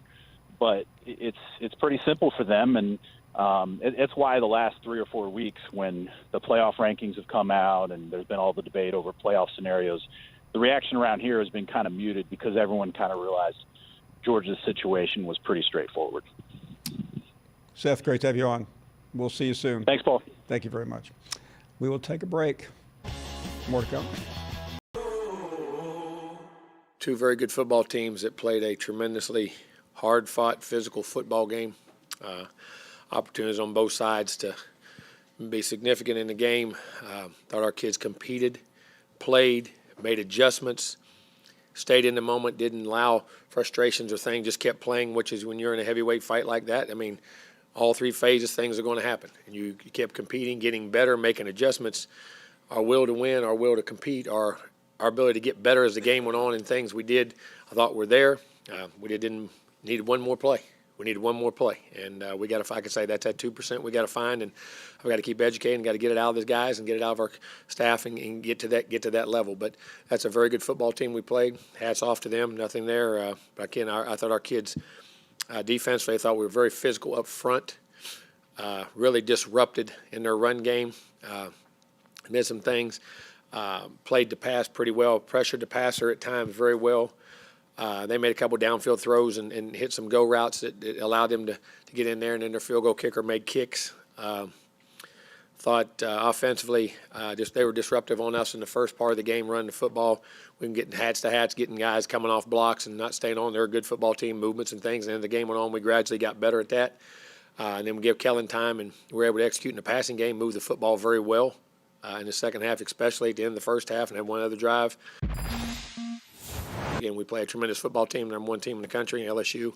Very good football team, all three phases, offensively, dynamically, or got receivers making plays all over the board. The front's very good. Have an excellent back who can run and catch the ball. I mean, you say, does he run it better, catch it better? Yes. I mean, very dynamic.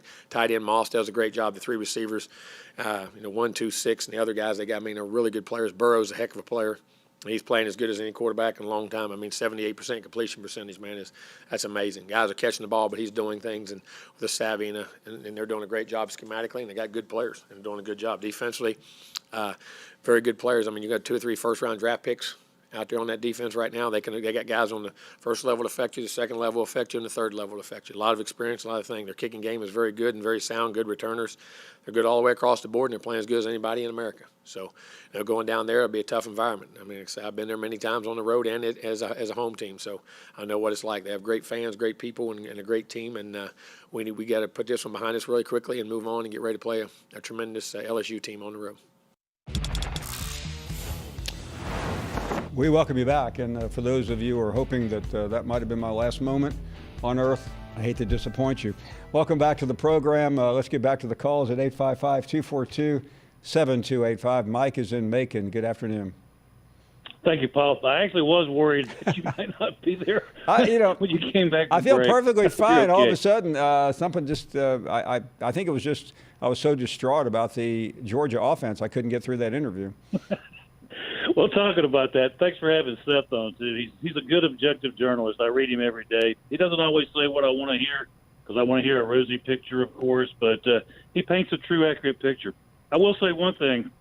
I woke up this morning, and I saw where Bill Belichick had basically executed the same conservative offense in the fourth quarter of their game in the same kind of conditions as Kirby did, and I saw that Brady had less than a 50% completion rate, had missed a bunch of open receivers too, and yet this morning Belichick's framed as a genius, and I'm not saying Kirby doesn't deserve some criticism, and certainly Jake does too, but it's funny how they can be at just total two ends of the spectrum, and Yeah, yet they're not that you know far the big apart. difference, though. I think it's those 6 Super Bowl trophies. Super Bowls. Yeah, that does make a difference. Going back to Mr. Topmeyer, I think was his name you had on the show from Knoxville. Yeah, Topmeyer. And, yeah, I that's what I wanted to call in today about. I was talking with my friend about Jeremy Pruitt, and if he'd have just won that game, of course the ifs get in there against Georgia State and the other game against Brigham Young. But anyway, what he's done this year, Paul, to me is really much more, when I say important, more difficult than what Coach O has done. I'm not taking anything away from Coach O. He brought in a great, offensive coordinator, but, Pruitt was sitting there on the edge of a cliff. I mean, he was hanging off the cliff by a fingernail. That program was about to melt down. And what he's done to come back is just amazing to me. It really is, and I've told this a couple of times, but just the toxic and nature of that community, the negativity that I heard when I was up there for the Georgia game was pretty troublesome. But he was able to turn it around. I mentioned to you in an earlier call, I felt like it was kind of like that deep state thing we hear about all the time, that he kind of had to root out some players or boosters or whatever. You know a lot more about what's going on. The one thing there about Jeremy, and while he is excitable on the during games, I think he has a coacher calming. His coaching approach is calmer than a couple of other people that come from his tree, so to speak. Right, I know what you're saying. And you compare him to someone else who was a former defensive coordinator under Nick Saban. And I'm not talking about Kirby either. And I think there is a difference. One tends to at least dial it down. Pruitt tends to dial it down a little bit when he has to, and the other one doesn't. Yeah, I know exactly what you're saying. I do. I agree with you. But he's done a great job. One last thing, if you have time, just looking at the Iron Bowl.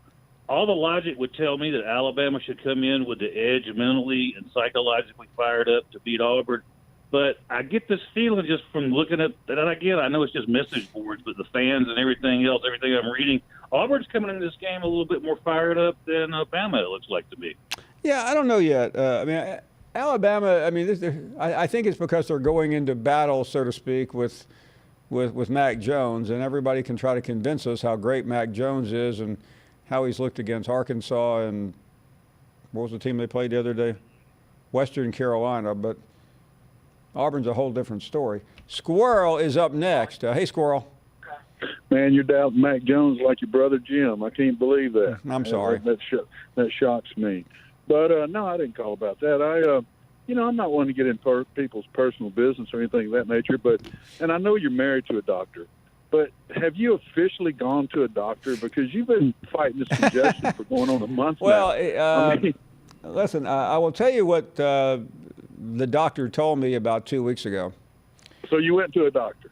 Well, I've seen a doctor. Let me be cryptic. You've seen a doctor. Well, I've seen doctors, The doctor that I am married to told me if you would just skip a trip and rest for 1 or 2 days, you would knock this thing out. And of course, I cannot tell you how many times I've been on an airplane since she told me that, but I'm guessing it's probably about 13 or 14. Well, I believe that, and I know you're nonstop. That's why I ask you, have you been to a doctor? Because I think you really need to go see a doctor other than your wife. And for the record, Squirrel, she is not my doctor. You can't do that. Good. And I have a real doctor, but I have not seen him. I think a Decadron shot or something like that would be great. I think what do they do to horses who get injured in a race? They put them down. I think I'm pretty close to that. Yeah, they put them down eventually. No, I think you really need to. I think if you would just take an afternoon and go see a doctor, go get you a Decadron shot or something of that nature, let them diagnose you, and I think you'd feel a lot better quick. You know what I mean? Because you've really been struggling with this thing for a while. Well, listen, I appreciate that, and I've had I've had a lot of great suggestions about what to do and what not to do, and unfortunately, I haven't taken any of them. All right. Well, I appreciate it, and I'm looking forward to the Iron Bowl, and you can throw the records out at the Iron Bowl. Anything can happen this Saturday. And I hope Bama's able to win and play their way into the playoffs. And hope everyone has a happy holiday. Squirrel, thank you. But the most important thing, and I thank all of you for being so kind. The most important thing, I've had the support of my bosses here at ESPN, and that's all that matters to me. Let's go to Larry in Houston. Hello, Larry. Good afternoon. How you doing, Paul? Squirrel trying to get you divorced, man. I'm married to a nurse practitioner, and I'll be on the road a lot. You just got to start watching what you're doing. You know, like bring you some stuff. Take a lot of antibiotics, and I carry a lot of hand sanitizer with me. I do. I have a jug of it in my bag here.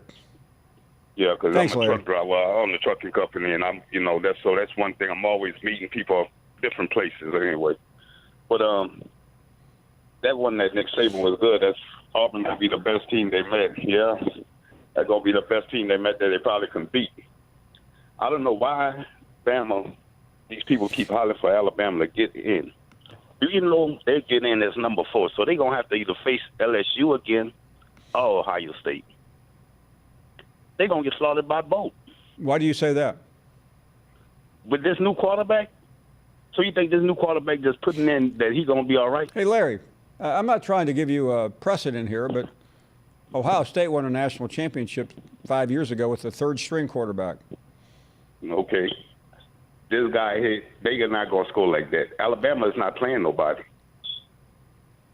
So listen, you are correct. The quarterback is highly suspicious, but you still have 4 or 5 of the best receivers in the country. And you still got to go ahead and give it to him. That's right. Now, listen, we are going to. I have no idea. I'm not a soothsayer. I'm barely alive right now. But you're going to see Saturday whether Mac Jones is capable of delivering the goods. You also have an all-SEC running back. Hey, thanks for the call. We're heading to a break. More of your phone. Oh man, we got some football this weekend. Louisville and Kentucky at 12, Vandy, Tennessee in the middle of the afternoon, and Florida and Florida State primetime. Remember when that was maybe the game of the year in college football? We're back. Speaking about the game of the year, guys. LSU, Bama? No, I had a question, Paul. I wanted to throw a question out. Everybody's talking about scenarios. Let's just say that Alabama makes the playoff, okay? I mean, they have the talent, obviously, to be one of the 4 best teams. If they get in there and they play like an Ohio State, and I don't want to say it's inconceivable because it happened last January, but if they lose big, what will the narrative be about Alabama moving forward? Well, that's the risk. Now, listen, Alabama's not going to control the narrative going in, but would Alabama be better off playing Oklahoma in the Sugar Bowl, maybe winning, maybe not, and really not having anyone care and spend the offseason talking about how if Tua hadn't been hurt, kind of like Colt McCoy, or going up in class, so to speak, from their schedule and getting clocked. That would be a bad look for Nick Saban. How do you think that? Like, I know the committee's supposed to not but look Saban forward. will take his chances, I think, though. Right. Oh, 100%. I'm just, and I know we say that the committee doesn't look past what everything's happened in the years past. The committee cannot look at Alabama and say, you know what, because do you think Utah or Oklahoma would be in better shape? No. I think it's a 3-team race. And I think Alabama. Right. It doesn't matter who the number 4 spot is. What we've been saying for a while, right? Right. I mean, do you agree with that? Even if Alabama gets in as the 4 spot, do you think they can compete? With Mac Jones against Ohio State? Well, I think if they can get out of Auburn alive, I think they will have. I think they can. Yeah, because sometimes teams react in strange ways. I've seen Alabama come from the back a lot of times. So. I can't answer that in total until I see this weekend's game because I don't know what Mac Jones is going to look like under extreme pressure.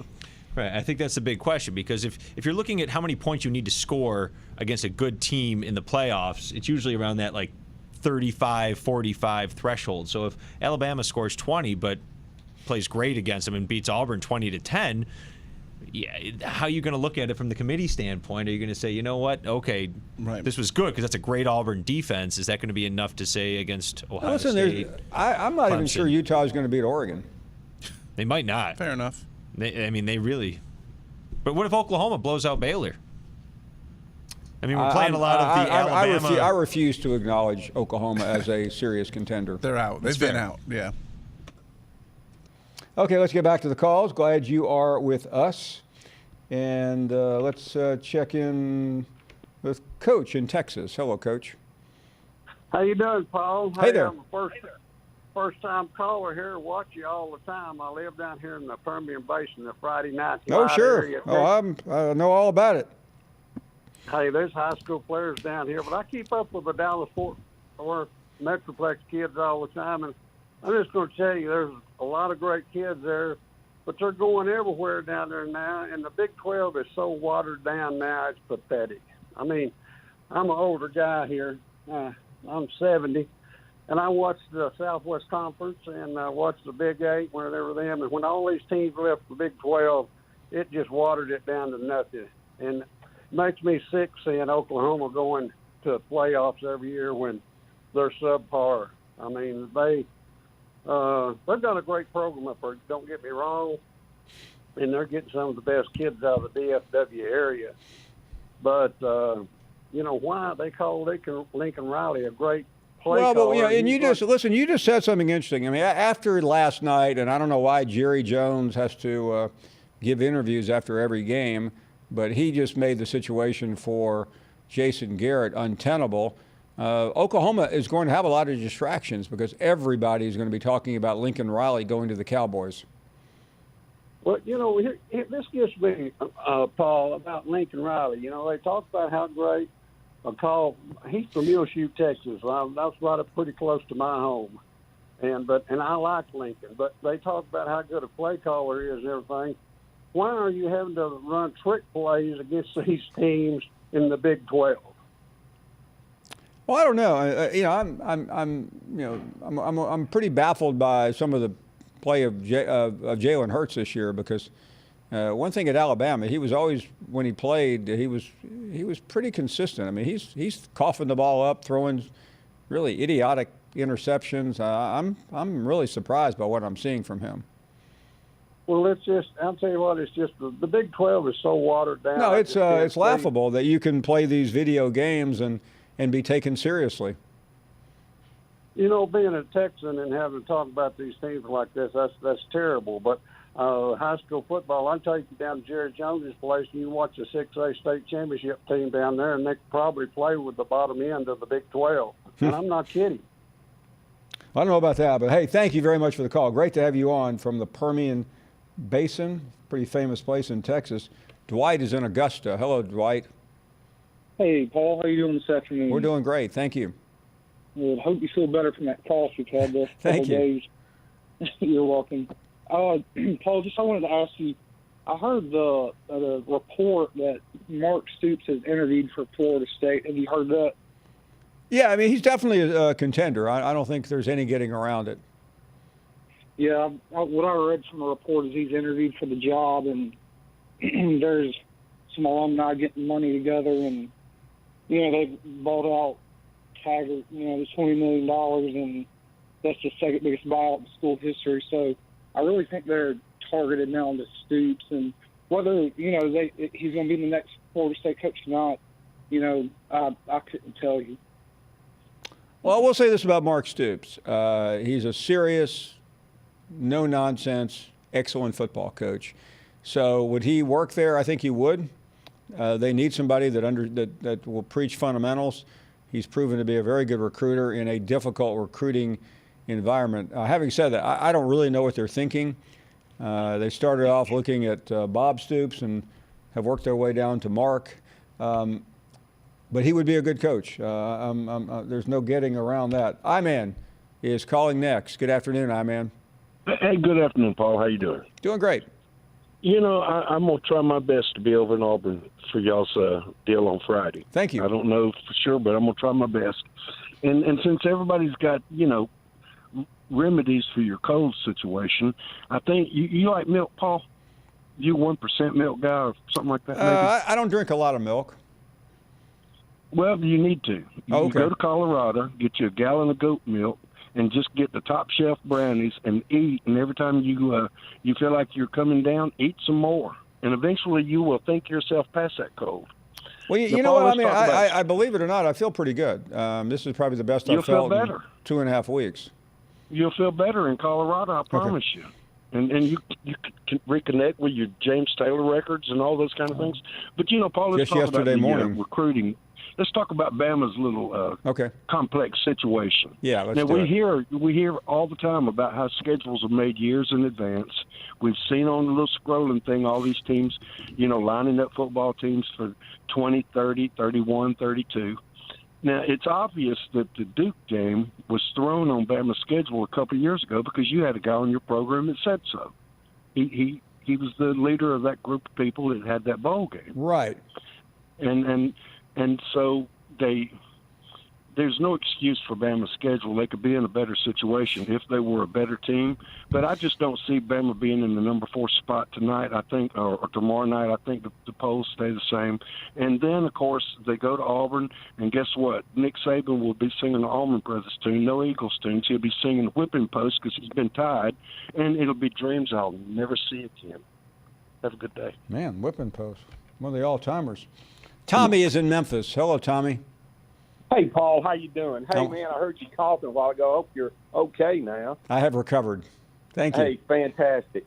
Paul, you take care of yourself and listen to your doctor. I know everybody's got a home remedy. They're trying to tell you how to do it, but you listen to your doctor. Hey, Paul, I got 3 quick questions, and I've got a comment. My comment is this. I was down on the Vols.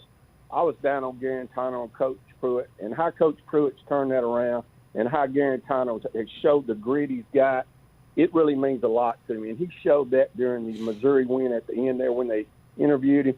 Now, Paul, my question is this. How do you feel about Garantano and Coach Pruitt at this time? How do you think the defense has reacted? And what bowl game do you think the Vols Yeah, let me quickly. I like what I've seen, and I think Garantano has really shown a lot of resilience, especially after that snafu against Alabama. Right now, they're either slated for maybe the Gator or the Liberty. The Gator being on January. We welcome you back, and Zim has arrived just in time. That's right, Paul. We made it to the final week of the regular season. We have 3 straight days of SEC football this week, beginning with Thursday's Egg Bowl, and that's where we start today's headlines. The Clarion Ledger. Joe Moorhead, he has lied. He lied to the media last week. What did he say? Well, he actually said that in preparing for Abilene Christian last week that they would not look ahead to Ole Miss. After that game, Moorhead came clean. He said, yes, we were in fact preparing for Ole Miss during the week. Liar, liar, pants on fire. That's right. Well, it's probably a good idea for Joe Moorhead. They only have 4 days to prepare on the short week for Ole Miss. Ole Miss coming off a bye as they get ready for that one. That's not fair. Yeah, well, Abilene Christian's nice little tune-up. On Friday, that's Thursday. How about Friday? We have Missouri and Arkansas. And for Missouri, Derek Dooley, he told the media today that Kelly Bryant's still not 100%. We know about his lingering hamstring issue that caused him to miss the Georgia game. But Bryant also has had fluid drained from both knees. That was prior to Saturday's loss to Tennessee. So Bryant banged up. He will give it one more go this week at Arkansas on Friday. And on Saturday, we got a lot of games on Saturday. This is a big day. Florida and Florida State at the Swamp. Jabari Zuniga, the star pass rusher for the Gators, he is back. He will be on the field as the Gators try to beat FSU in the Swamp for the first time, believe it or not, since 2009. That's ridiculous. Thursday, Friday, Saturday, some big games. Starting Thursday, Paul, the importance of this Egg Bowl for Matt Luke and Joe Moorhead and these 2 programs. Yeah, I will say, having been at both campuses recently, it just seems to me that there's maybe a little more pressure on Moorhead. Luke's record is not spectacular, but I got the feeling that they really like and love Luke in Oxford. I'm not sure the feeling is quite that intense in Starkville. Got any plans for the game, Paul? Watching it. Reminder to those of you who are wondering where we will be all week, we'll be right here other than Thursday, the show in the usual spot Friday from Auburn. Let's go to Hayden in Birmingham. Hello, Hayden. Welcome to our program. Hey, what's up, Paul? Hey there. Thank you so much. No problem. I love your show. And I just want to talk to you. Say Alabama loses this weekend, and LSU wins the SEC championship. Who in your mind do you think that who gets that fourth spot? Now, you said if Alabama loses, is that right? If Alabama loses to Auburn this weekend and LSU beats Georgia. I think it would come down between Utah and Oklahoma. I'd probably give it to Utah, assuming they beat Oregon. Yeah, I'm thinking that too. And thing about Oklahoma is if they lose to Baylor with their Big 12 championship, just come down to them. Would it come down to Baylor and Utah? Yeah, I'm not sure Baylor would fare very well in that conversation. The resume would be pretty weak. I got you. And one more question, if you don't mind. What do you think the score of the Iron Bowl is going to be this weekend? I don't know yet. That game is. I mean, I just have not made up my mind. But thanks for the call. Do appreciate it. Steve is in Kentucky. Steve. Hey, brother, man, it's good to see you again. I always watch it from 3 to 7. Thank you. Every day. Thank you very much. Well, you're a very, like that guy who hadn't talked to his brother in 16 years where your heart just went out to him. I mean, you're just a good human being as well as very knowledgeable about football. Well, so thank I you. enjoy your show. That means a lot. You're welcome. You're welcome. Okay, two things I want to talk to you about. Hayden just stole my question. What if Alabama and Georgia both lose? But I do have another point I can make. I was watching, Mark Stoops met with some Florida State officials in Cincinnati about a week ago. And I think it was in his last post-game press conference where he said he was not leaving Kentucky. He was staying right where he was. So yeah, listen, we just played that a minute ago, and he did say it. He said, "I want to be at Kentucky. We have unfinished business." And by the way, I'm not doubting the coach. I will also say this though.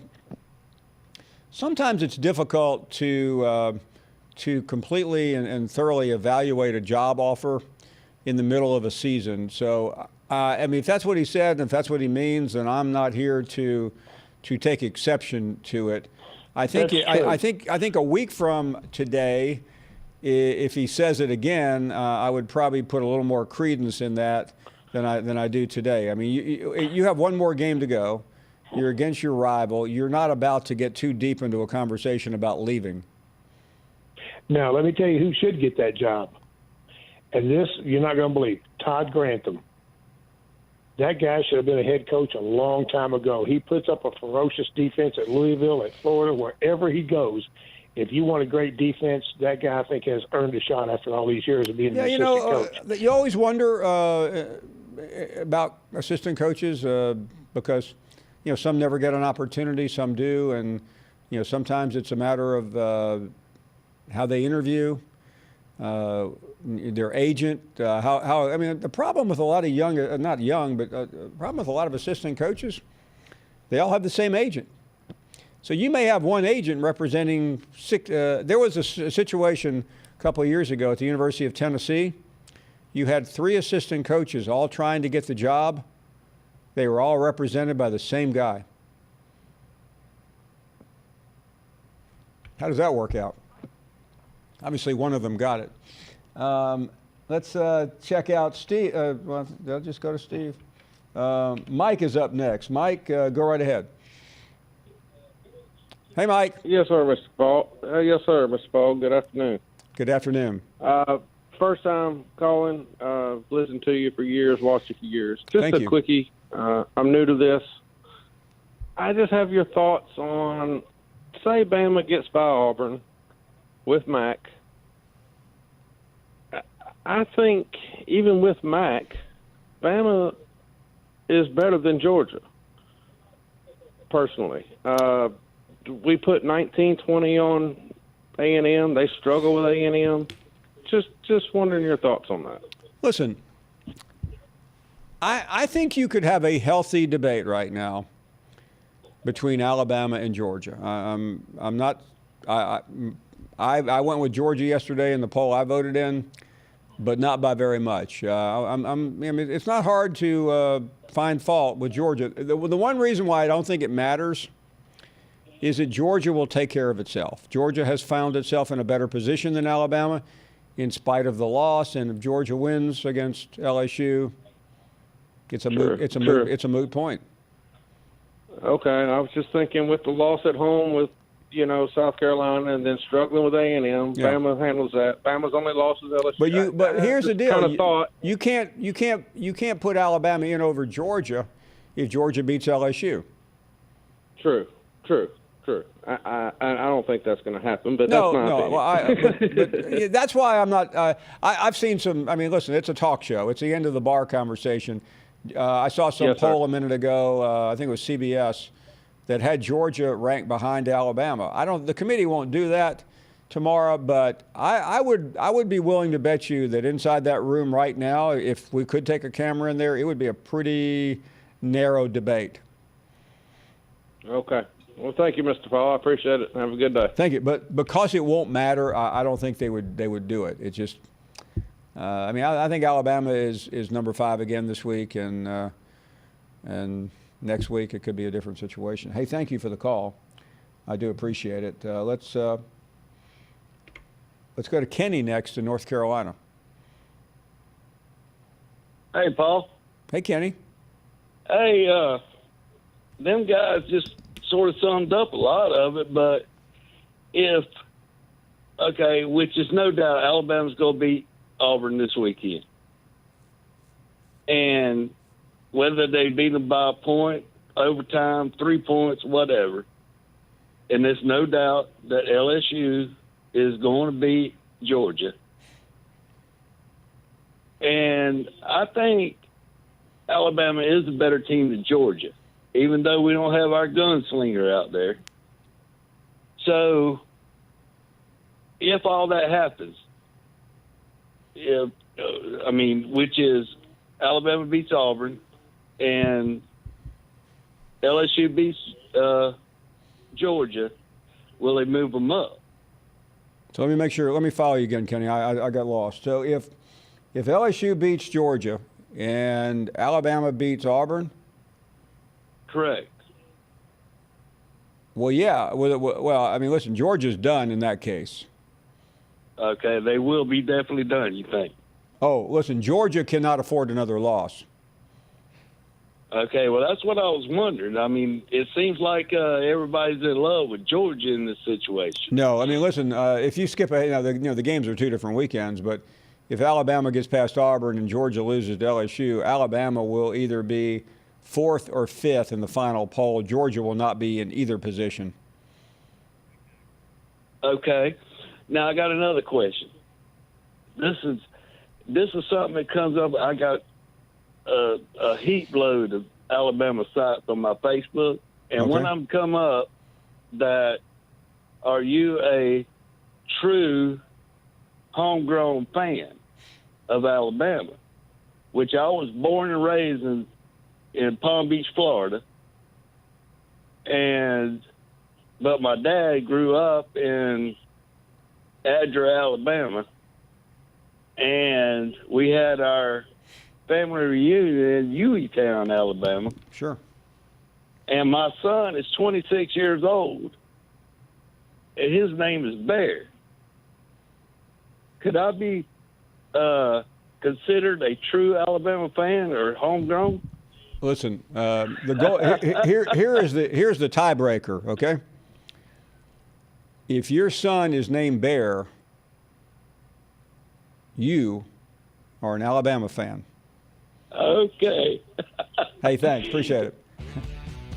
And Jeff Foxworthy would agree. Let's take a break. Let me say this. There was a comment I made after the game, and I want to apologize if it came out wrong to Arkansas. I love them. I had a great time up there. I have some good friends up there. By no means that was to demean them. That was just the mood of our football team, and that we have bigger goals down the road. So if I said something wrong, I apologize to them, but I know those guys are some good guys up there. Really appreciate those guys. All right, on to Texas A&M.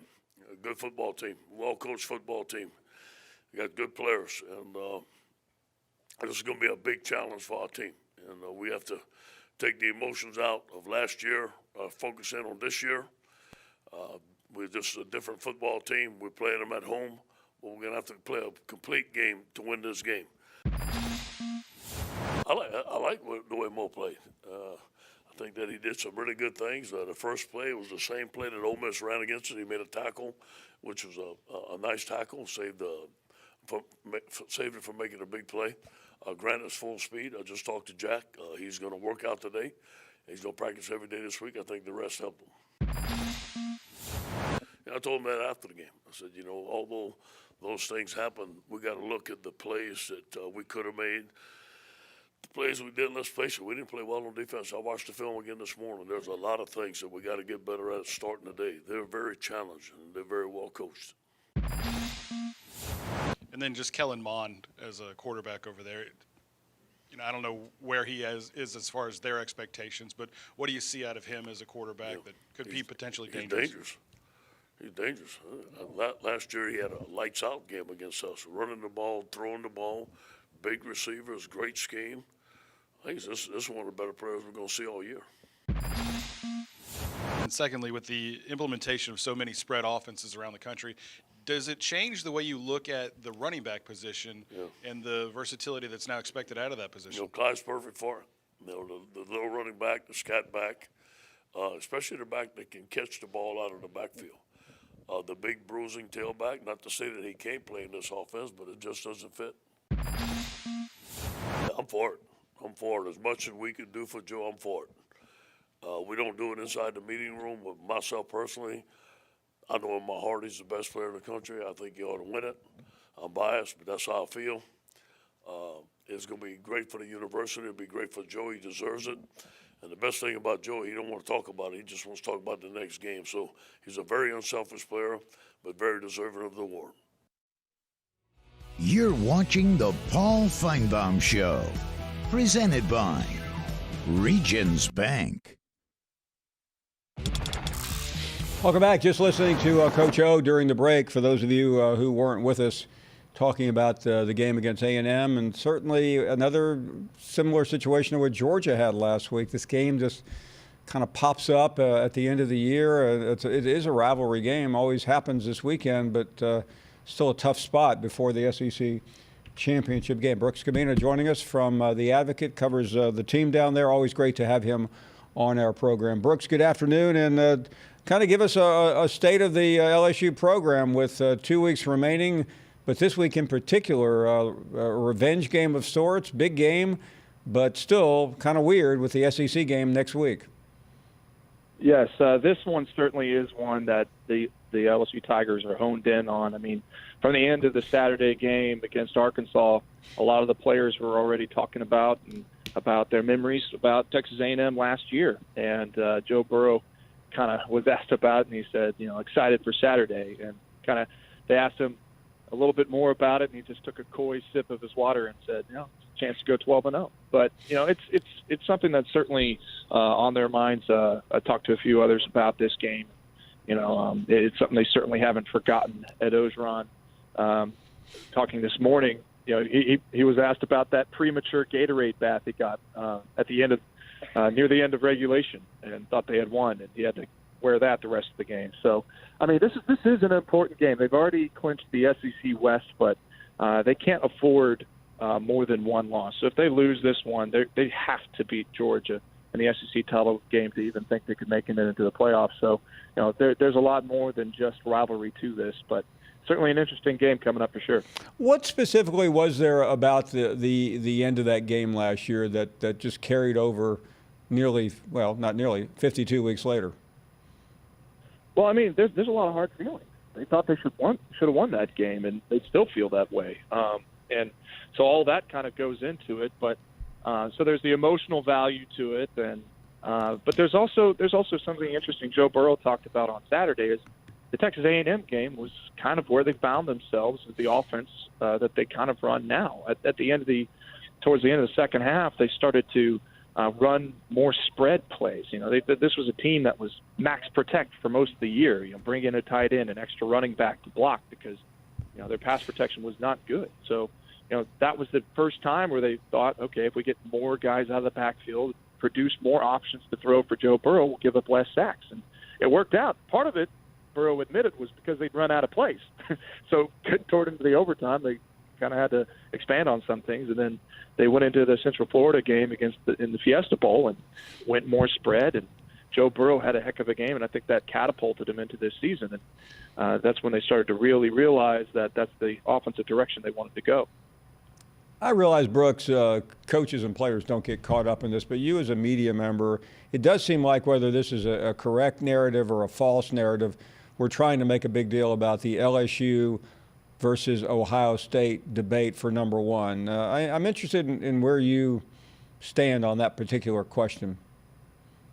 I think it's an interesting debate. I think there is a debate there. Ohio State is now in the heart of its conference schedule. I mean, they played against Penn State pretty tightly for most of that game, and they'll have Michigan coming up, and we'll really have a full understanding of just how complete a team Ohio State is. I think you can think of former teams like USC, where they were just blowing out everybody in their conference just because they were proving to everybody that they were head and shoulders above everyone else. And I think that's what Ohio State was doing for most part up until the Penn State game. Nobody was within 21 points of them. I think Clemson's kind of doing the same thing since their close call with North Carolina. But I think for sure, seeing how Ohio State does against Michigan and in their Big Ten championship game, you can start to have more an apples to apples comparison with LSU, and I do believe it is a close call.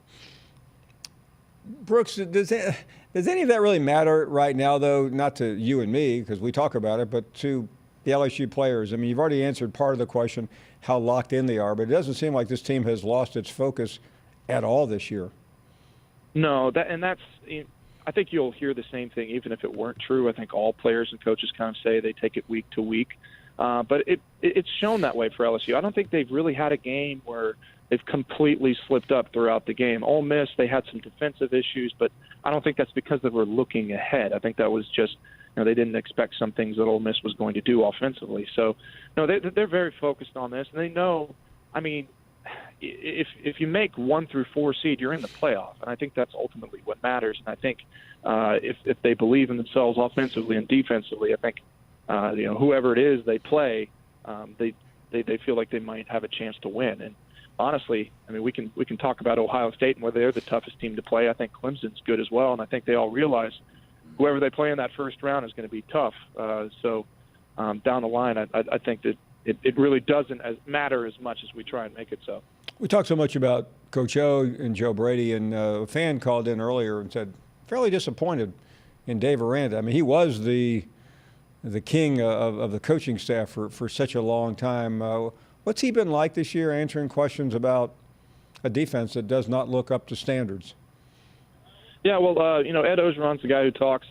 We don't get a chance to talk with Dave Aranda. I think Ed, the way Ed Ogeron talks about him, he shows his full support for him. He's a very loyal coach to his staff, but I think they focus on week-to-week game plan and how the effect of the offense. And they've been pretty truthful or open, I guess you would say, about how the offense's impact has been on the defense. How there's been more plays, less time on the sideline, and I think there are a lot of offensive coaches who have debated that over time to make say that doesn't really happen. But LSU's kind of shown that they've there's been. I really do think with Dave Aranda, it's been a game-to-game game plan. I remember back in the Texas game, there was some criticism because they weren't able to get to Sam Ehlinger, and they gave up 38 points, and that nobody could call themselves DBU after that. But they couldn't get a pass rush because they were trying to contain Sam Ehlinger and keep him from running him, and they were forcing him to beat with his arm, and he just happened to almost do that. I think throughout different games throughout this year, I mean, Ole Miss, I think you really saw Grant Delpit playing at a position where he was injured and trying to play through that. So I think there were some things that they've tried to adapt over time. So they've covered for that, and I think there are some questions for Rand to answer, but they have been dealing with an offense that I think has impacted them significantly. We heard O talk last week about divinity. I'm not trying to become a conspiracy theorist, but that I realize players have problems. But the timing of that was odd, and I just wonder if there's something more going on the defensive side of the ball, especially with the elite players. You know, there's been I don't know if there's any conspiracy to really talk about. You know, there were some personal issues throughout the season, and Ogeron's kept those things quiet. And you know, I've heard my own things, but you know, sometimes I don't say things on just there's some principle that I have for that, based on what I hear and what's confirmed. But you know, I don't really think there's too much of conspiracy going on. I mean, there's just internal things that they do with players, and you've seen that on the offensive side too. Sadiq Charles has been out for 6 games with coaches' decisions, and they've had to manage those things. But you know, it's just part of what they've done, and Divinity it's been clear. I mean, he used to be their sack leader until Jacoby Stevens stepped in and had 3 sacks last week. But it's been made clear that if he could be eligible for the national championship game, so that would be 9 games that he'd miss. So that seems like the kind of internal things that they're dealing with right now.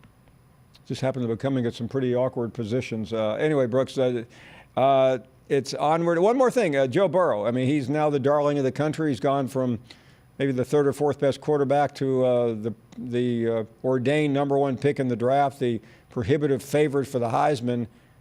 I'm assuming he hasn't changed very much in all this. What's it like? You know, he hasn't really mentioned the Heisman as much. I think he understands how good they are as an offense. And that's kind of the terms he puts it if you ask him any questions about that kind of stuff. On Saturday, he did mention that some of the offensive records that they had may never be broken again. And I think that's, a sense of what they've been able to accomplish offensively. And, there have been questions about that the past couple of weeks. Ever since they beat Alabama, he's been the clear front runner. And, someone asked Ed Ogeron today about whether he thought he would win the Heisman, and Ed Ogeron said that in his heart he thinks that he's the best quarterback in the nation, best player in the nation. So he's kind of along those lines we've talked about, focusing on the week and what people have. And I think within this offense, he's had to maintain focus because it's based a lot on what he sees. And I think as he makes decisions in a game, it kind of boils down into more of a macro level of how he approaches the day-to-day as well. Great stuff. Brooks Cabina joining us from The Advocate. Brooks, thank you very much. Always great to have you on. All right, of course. Thanks for having me. You got it. Outstanding report there from Brooks. We will take a break. More of your phone calls here at 855-242-7285. So we are back, and we flip over to the control room to see what the boys have been up to. The Iron Bowl. Take it away, right? Mark. Now, Paul, you studied and know this rivalry probably better than anybody. But I saw a stat today that I had to triple check. I couldn't believe it. You dug deep into Iron Bowl lore? Paul, it's a did you know? And I like just this full screen that Alabama is 0-6. Oh, yeah. When playing a ranked versus ranked matchup at Jordan-Hare Stadium in their history. That is true. I mean, and there's not a lot of data, but the famous Kick 6 game. Yep. And the one 2 years ago. Yeah, but this is... Well, I mean, I'm talking about Saban, but yeah. All time. They've never beaten a ranked Auburn team. Remember something about this rivalry. Until they were in Birmingham. Until 1989, they didn't play at Jordan-Hare Stadium. Right. Still, that's 20 years, 10 games, 6 matchups of ranked teams. That's 30. Right. 30 years even. 30 years, yeah. That's amazing to me that is the case. For all the accomplishments that Nick Saban has. Also, I mean, listen, Saban's, Alabama. Saban's 0-2, so you go back a couple of other games, and it's, I mean, when Auburn's good, they're really good. Yeah. Is this one of those teams? They have just not been very consistent over these 30 years.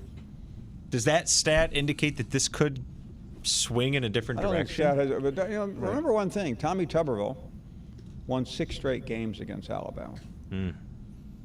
I don't think any of those Alabama teams were. Well, one of those Alabama teams was ranked in the top 10. I don't think any other ones were. Like what, 2003 or 4? 2000. I believe it was 2002. Okay. That game was not at Jordan-Hare Stadium, though. Yeah. Past performance, no guarantee of future results. It's a nice little. It's just a nice crazy little nugget, but I've never heard that doesn't mean before. anything for this year's game. Yeah, no, it doesn't. It's just when you think about everything, the fact that Alabama hasn't lost more than 2 regular season games in Nick Saban's tenure since his first year. Like, that's an incredible stat. And when you're going through all these things, and you see that a ranked versus ranked matchup on the Plains has never gone to Alabama's way. That's one of those things that makes wow. It's too bad they're not ranked. They wish they weren't ranked this week. Right. Let's get back to the calls and talk to Fox, who is next up. Hey, Fox. Hey, Paul. Thank you for taking my call. Thank you. Yes, this is the most fun I've had in years watching your show, Paul. Well, thank you. I'm glad to hear that. Well, I'm a big LSU fan, and that's part of it, Paul. Well, that's it's been a great year then. Yes, sir. I wanted to ask you about Arkansas, Paul. When old Lou Holtz was coaching, we used to fear playing them. And I just want to see what your thoughts was on this little boy. He's a pretty good coach there at Tech. And wonder if Yeah, Arkansas... he's had Skip Holtz has been at East Carolina, South Florida, and at Tech he's had a good run, a very good run. Well, you think any of that alumni in Arkansas would consider him? I don't know. I mean, certainly he's got a good pedigree, doesn't he? I would think so. Well, of course, them people in Ruston be mad at me for mentioning it. They love him there. They do. Yeah. Listen, Skip Holtz has had some ups and downs throughout his career, but he survived all of the off the field issues. And I don't know Skip very well, but I have no idea whether he is someone that Arkansas would want. Remember when Lou Holtz was at Arkansas in the 70s or 80s? Been a while. Yeah. But they was pretty good, seemed to me, like in them days. Yeah, no, I believe he was there, may have been the mid-'80s. I really don't remember. It's been a while. But Lou went from Arkansas to Minnesota to Notre Dame, I believe, yes. Well, it's a name I have not heard before, so you've kind of stumped the band here with that one. Well, let me one more thing. Oh, what would poor old Joe have to do to not get the Heisman? He would have to throw about 6 interceptions Saturday night against Texas A&M. Lord, I hope he all for touchdowns. Oh my, I hope not. No, I have seen. Tua Tagovailoa lost the Heisman the final 2 weeks last year, and it's happened before, but. For someone to lose the Heisman, this is going to be a cliche here, let me warn you, someone else has to win it. And right now, Chase Young at Ohio State probably would be in the most presumptive position because he has 2 monster games ahead. If he completely dominated Michigan and the Big Ten game like he did against Penn State, and Joe just went off the rails. So, there's precedent for it. Peyton Manning, same thing, 22 years ago, but I don't see it happening. Hey, thank you. Appreciate the call. Let's talk to Gary up next in Georgia. Hello, Gary. Hey, Paul, how are you? I am well. Thank you for the call. Hey, thank you for taking my call, and enjoy watching your show with my son every single day. Well, thank you. Just got a couple things I want to say about Georgia. And then ask you a couple questions. Everybody seems to have already counted Georgia out, and I know LSU is LSU, but I really think Georgia's got a shot of playing with them, beat them, and simply because, and I know Georgia's offense has struggled at times, but that defense, you can help me out here. I think they're ranked like number 2 or number 3 in the country. Oh, they're unbelievable. I'm just wondering, what your thoughts are on, why is Georgia being, looked over? And again, I know LSU is LSU, but I still think we've got a great time of playing well against LSU and beating them. What are your thoughts? Yeah, this will be said a few more times between now and the SEC game, but Georgia is reminding people of early Nick Saban teams at Alabama that just simply won on defense. The offense at times was painful to watch, but I don't have a problem with it. It's only a problem if you turn the ball over like Jake Fromm did in the South Carolina game and you lose. Right, exactly. I mean, by the way, Georgia doesn't have to do anything other than win. I mean, they're not in a beauty contest. No, exactly. And That's Kirby what, knows that's that. what I mean, he's my not. son and I, we talk about every day is, we just got to win out. I said that the other day, that Georgia has everything in front of them, and you would have thought I'd committed some crime with all the blowback from fans. Like, Oh, I'm sure. I'm sure. I have no problem with what he's doing. In fact, sometimes coaches don't always make the right decision. He's playing the percentages, and here's a coach who has blown big leads before, and I would think that Auburn game had to trouble him a little bit, the way that game nearly got lost. And it did. I mean, it was very, very close there at the end, and then again this weekend we played, A&M at home in a pouring down rain in the first half, and didn't play offensively, didn't play well at all, and just did enough to hold on. But Gary, when you trust your defense, it enables. I mean, I watched it last night with the Patriots. I mean, they had a couple of big plays to lengthen drives, but Bill Belichick knew he didn't have to do very. I mean, why risk it when you're going to win the game? Right. I agree. Well, Paul, I appreciate you taking my call. I know you got some more callers waiting, and sort of tell everybody out there in TV land, go Dogs. Hey, thank you very much, Gary. Great to have you and your son listening and watching. Mike is up next. Hey, Mike. Hey, Miss Baum. Hey there. Paul, how you doing today? I am doing well. Thank you. Oh, good. First-time caller, and I was just wanting to let the whole nation know you have 4 teams up there, and you have 3 quarterbacks from Georgia. You're right. And I haven't heard that, but the thing about the Georgia offense is when the offensive line stands up, they look like bears.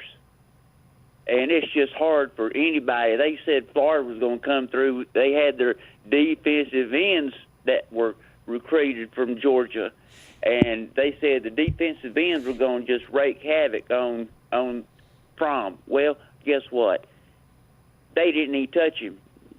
And that's what's going to happen to LSU. When LSU comes to town, oh, it's going to be bad for them. Because Fromm, he will wake up. Well, you better hope he does, Mike. Hey, thank you. Chuck is up next in Alabama. Hey, Chuck. Hey, Mr. Paul. How are you, sir? I'm doing well. Thank you. I am a long-time listener, first-time caller, and to show my age, I can remember reading your columns in the Birmingham News and Birmingham Post Well, Herald. if you can remember my columns, you're between 90 and 100. Well, yeah, considering I'm in my last year of my 50s, yes, sir, you're right. Well, but I've got like two quick questions I want to ask you. What about Matt Jones going into a new situation with the Iron Bowl? And that's my number one question. And then number two, my last question, and I'll hang up and listen, is that if Ohio State loses to Michigan, how far will they drop? Yeah, I will hang up and listen. Thank you very much, And I Chuck. hope you have a blessed Thanksgiving. That means a lot. Same for you. Listen, I've seen a lot of Iron Bowls, and I've seen unexpected quarterbacks, backup quarterbacks, lead teams to victories. And if Ohio State loses at Michigan, I wouldn't think. I think they could conceivably still stay in the top 4 or 5. Depends on. I mean, if you see Alabama win, that's going to be the dangerous one because I think the committee might be reluctant to put Alabama in that top 4, and then run the risk of having to move them out of there the next week. But I would say they would drop to 4. That would be my best guess, because even though this committee, I'm told, just recalibrates every week, they have to think ahead. Thanks. Thought our O-line done a nice job in protection.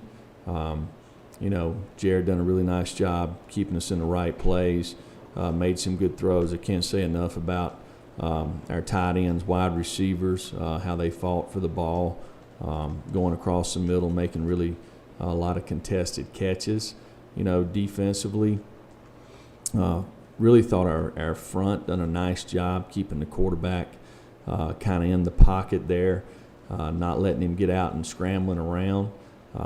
Gave up 3 explosive plays in the throw game there. that we'd like to have back. Didn't create any turnovers, so didn't help us there, and was really disappointed in the kicking game. It's a great opportunity for our guys to continue to improve. As a football team, we've got to have a good week of practice. Got to continue to work on the fundamentals, correct some of the mistakes that we made in the game, and still searching for playing a complete game, a perfect game. Our guys are working hard to do that. When you look at Vanderbilt, one thing that sticks out to me about Vanderbilt is they play really hard. They're a physical team. They take care of the football. And you know what? You got to give Jared a ton of credit. Like anybody that plays quarterback, they probably get too much credit when you have success and too much blame when you don't.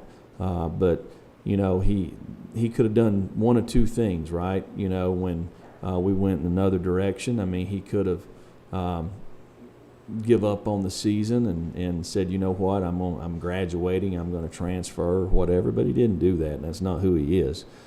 He's a competitor, so he went back to work, tried to fix what he wasn't doing as well, and he'll continue to do that this week. I mean, he didn't play perfect Saturday. He played really, really good, but there were some plays that, I'm sure when he watches the film, he'll say, man, I wished I had that one back. So, that's with everybody on our football team. So, I can't say enough about what kind of grit, determination, character that he has to hang in here. And, he's helped us kind of turn this season around. When it mattered the most, we played at our best, and the fact that you can take the football and run the game out says a lot about our offense, getting stops on defense. So I think it just shows the will of this team. Welcome back as we are beginning to wind things down on a Monday night. Another hour and change to go. Let's check out Stephen in Georgia. Hello, Stephen. Finebaum, what's going on, buddy? Hi, I'm doing great. Good afternoon.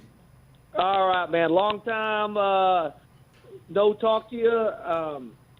My wife Mary calls in. She's a diehard Georgia fan, but I root for A&M, and I got to talk to you about the officiating this week. And listen, I don't want – me and my son went to the game. Of course, he was wearing red and black. I was wearing maroon and white.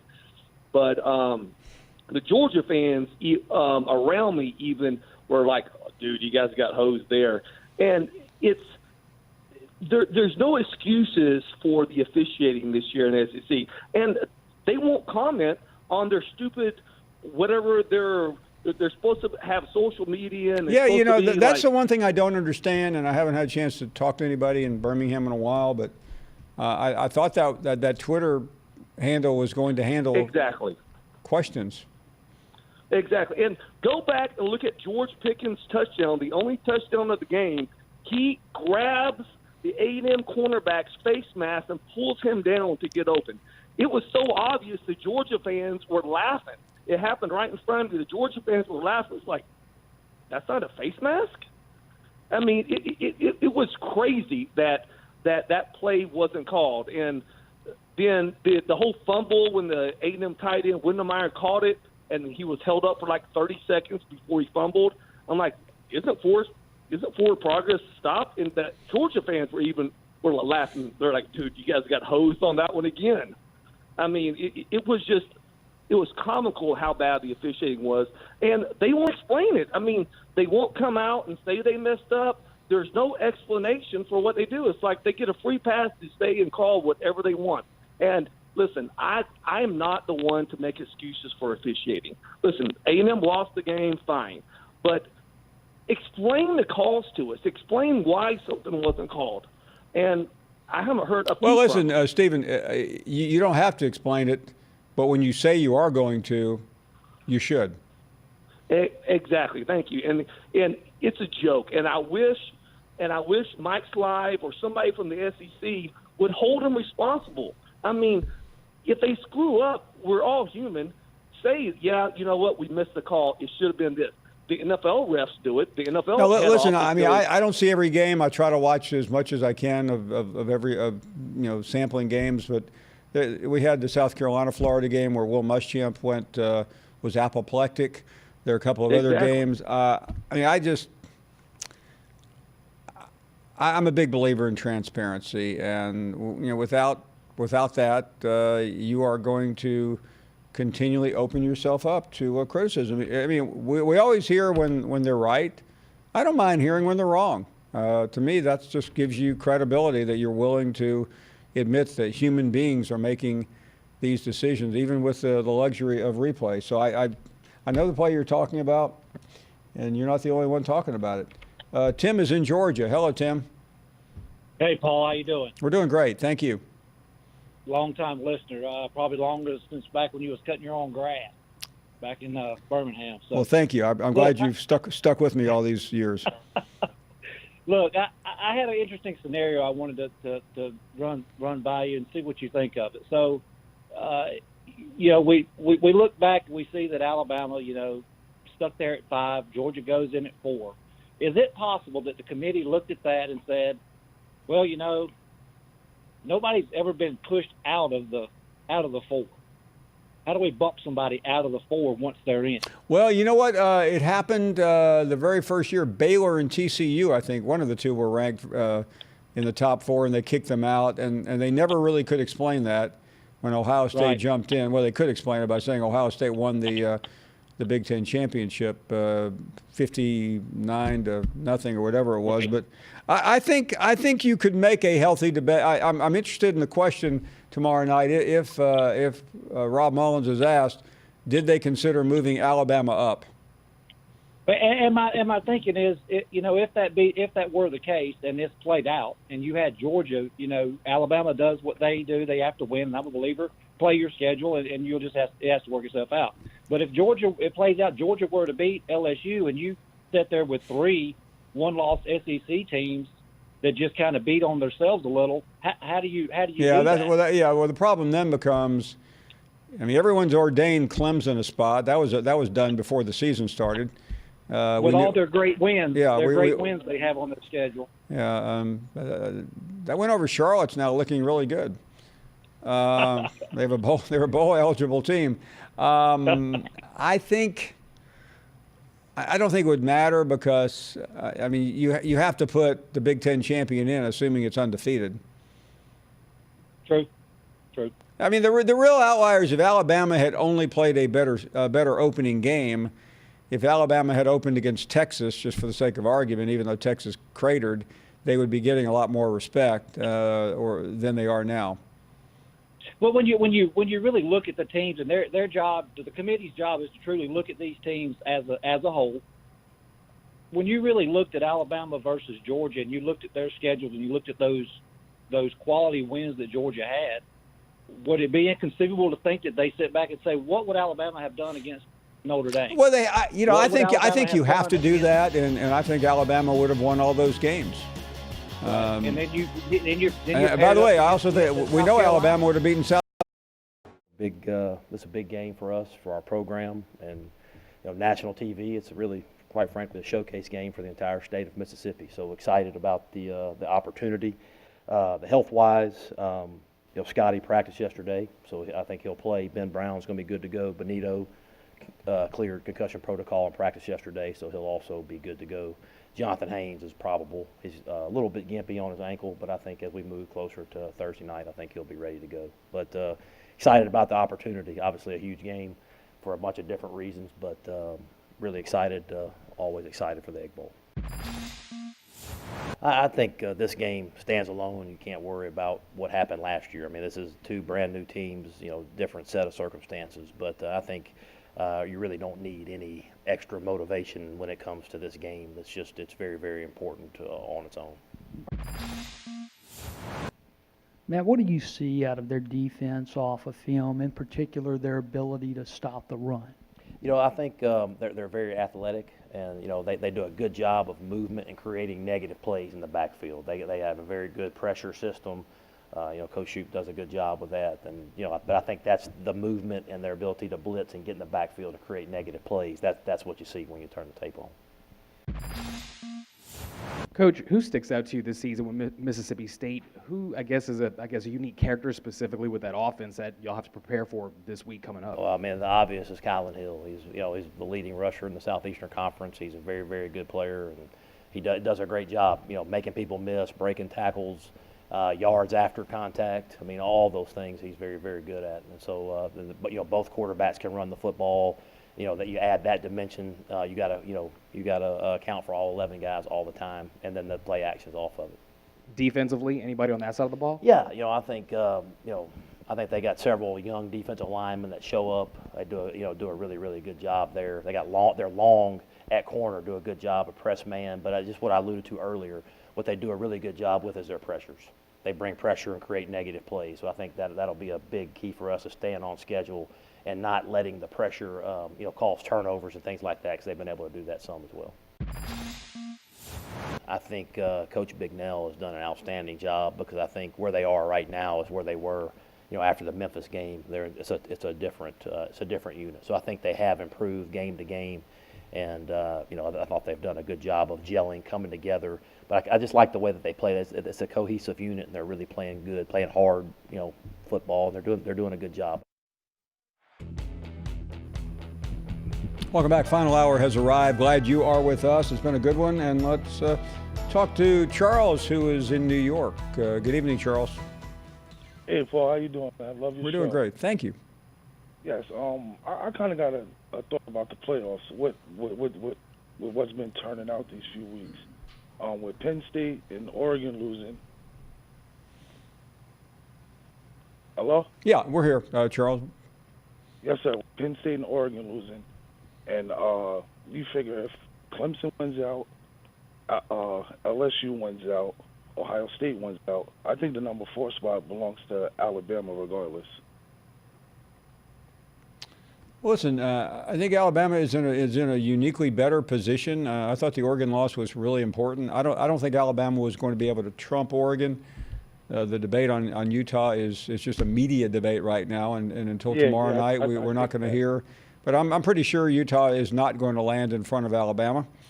And, will that final data point, winning a conference championship, be enough? It could. But, all Alabama can worry about right now is beating Auburn. And I'm of the opinion that a win is enough. Now, a convincing win would be significant. But I don't think you can really get focused on that if you're Alabama. You just have to win the game. Yes, that's true. And one more thing. If LSU was to lose to Georgia, I think the 4th spot might as well belong to LSU. Yeah, no, I think you're right. I think LSU is in. The only way LSU can't go to the playoffs if they lose to A&M and to Georgia. Yes, I believe that too. They have a freebie though. Yeah, yes, well, yeah, that's all I had to say. Hey, thank you very much. I really do appreciate it. Let's go to Austin next in Ohio. Hello, Austin. Hey, Paul. How you doing, brother? We're doing well. Good. Hey, Mississippi State alumni, Oklahoma Sooner, diehard fan. And, man, I'm just tired of the Big 12 not getting any respect, man. Oklahoma, you could say, has been dominant. Their defense is playing much better, 36 ahead of LSU this year. And then, we could say that these spreads on these games would be, not as far if it weren't from this quarterback from Alabama who can't hold on to the ball. Yeah, he's really not my problem though. He's your problem. That's true. And then our defense only gives up 205 yards to TCU, and under 100 for the Baylor game. I mean, much improved, I'd say. Listen, I think Oklahoma's a really good football team, but to me, they don't look like one of the best teams in the country. I'm not advocating that they are, but and then you have Florida and Auburn ranked ahead of them over a Baylor 1-loss team. I mean, neither of those teams have done anything this year. Are you talking about Florida and Auburn? Yeah. Are you serious? Yeah. How do you have them ranked higher than a Baylor 1-loss team? Well, first of all, Florida has lost 2 games this year. They've Correct. lost. So how do you rank them higher? They've lost than a to Baylor Georgia, 1-loss? which is the number 4 To team on a Oklahoma. neutral site, and they've lost at LSU, which is the number 1 team. I think those are 2 pretty fantastic losses, if you don't mind me saying. And Auburn has lost, 3 times this year? They've lost to the number 1 team, the number 4 team, and the number 9 team. And you're trying to tell me that those 2 teams haven't done anything? But how do you rank that higher than a one-loss? Because they're a better who's only team. lost to Oklahoma. I think Auburn and Florida would beat Oklahoma. I disagree. If we could hold on listen, to the ball, I've watched. I've and not suffered fumble through. it inside I have the red suffered zone. through Oklahoma the last 2 Saturday nights, and that is not a great football team. That's a lucky football team. That's a football team that has lived on the edge.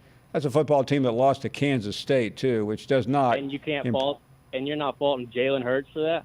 I don't care whether it's Jalen Hurts or not. He happens to be your quarterback. If you don't want him to be your quarterback, you should have chosen someone else, my friend. I'm really sorry to break that to you. Randy is up next in Florida. Wow. Hey, thanks. Hey, Paul, first-time caller. I love your show. Thank I love you. the sports talk and all the personalities. You manage everything greatly. Thank you. Hey, I want to ask you, to me this is, and I know it's a lot about money and it's a lot about we got to have this conversation about who is what, but maybe in my 55 years here on the earth, I think we've gotten the definition of insanity on what a college football playoff system is. I feel like we go through the entire season. I want to get your thoughts on this and if you like it or what you'd like to see really happen. But we go through debating strength of schedule, then we talk about who they've played, where they've played, what conference they're in. And then we get down to the last 4 games and we go, you know what, never mind. Forget we did all that. Let's just now turn into a pure playoff and see what happens. And you could have scores that are up and down. You could have the 4 teams there, and we've seen a couple of times get really beat badly. But all the talk about whether they should have been or not goes away, and you go to the last 4 teams. Why can't we get to where we play for conference championships, we align them to bowls, and those teams roll in? And we'd have some of the teams we think going in, and we'd have some teams having a bad day losing, but that would probably make it more fun than it is now. Love to hear your thoughts. Yeah, listen, I'm bewildered. I find the whole thing fairly bewildering, and I'm pretty immersed in it, to say the least. But we end up arguing over stuff that really doesn't make a bit of sense. I'll be on some programs tomorrow, and I've already seen some of the topics. And you're trying to debate whether Alabama has accomplished more than Utah. Now, does anyone really know? But this is where we are. I mean, the BCS was a little bit strange. We could always blame that on the computer. But, I mean, I would like to see the playoff expanded in any way we can. I mean, I think if you go to 8 and then you reward the conference champions, then you still have another at-large team or 2. I'm good with that. And I'm not overly concerned by what the arguments are from the Power 5 commissioners that we're going to elongate the season and create hardship. I mean, we're talking about another game. No, I think you're right. I mean, we could tuck this under a bowl or 2. We jerk our basketball players around all year long, moving from place to place. Yeah. Half of them are off in Hawaii right now. And we could do that. They could still make monies off the bowl. Right. And we wouldn't have to debate if Oklahoma's good or not. If Oklahoma wins their game against Baylor and goes, we could put them up against the No, team. you're right. You know, there's something to be said that if you win your conference, you probably should get some reward. But I also think you have, and the SEC is the problem with college football. I say that jokingly because there are so many good teams. I mean, the SEC, you look at the top 4 teams, Alabama, LSU, Georgia, the top 5 teams. I mean, are you telling me that Auburn hasn't done enough this year to compare with Clemson and Oklahoma and Utah? I mean, it's absurd. I mean, Florida might be the most overlooked team in America with losses to 1 and 4 on the road. One on the road, one at a neutral site game.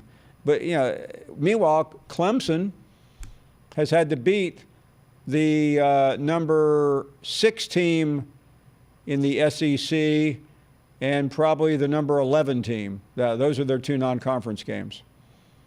Yeah, I mean, I know you got other guys you want to come on, so I want to give you the time back. But I think you hit the nail on the head when we go through it. Is every one of these SEC teams, they they already know. They've already played their playoffs on the way. Georgia knows if you don't beat Florida, you're out. And I'm a Georgia fan, right? As you can tell. But it's like once you win that, you got to win them all out. So in SEC, you're literally playing a playoff season the whole way. And by the way, along. I'm not, singing a sad song for Alabama, but the Alabama LSU game every year, you're talking many years about two of the top 4 or 5 teams in the country, and you talk. You start. Do you compare wins or do you compare losses? That's what we always get down to. But people act like in Alabama's case that Alabama wouldn't beat these other teams. Of course they would.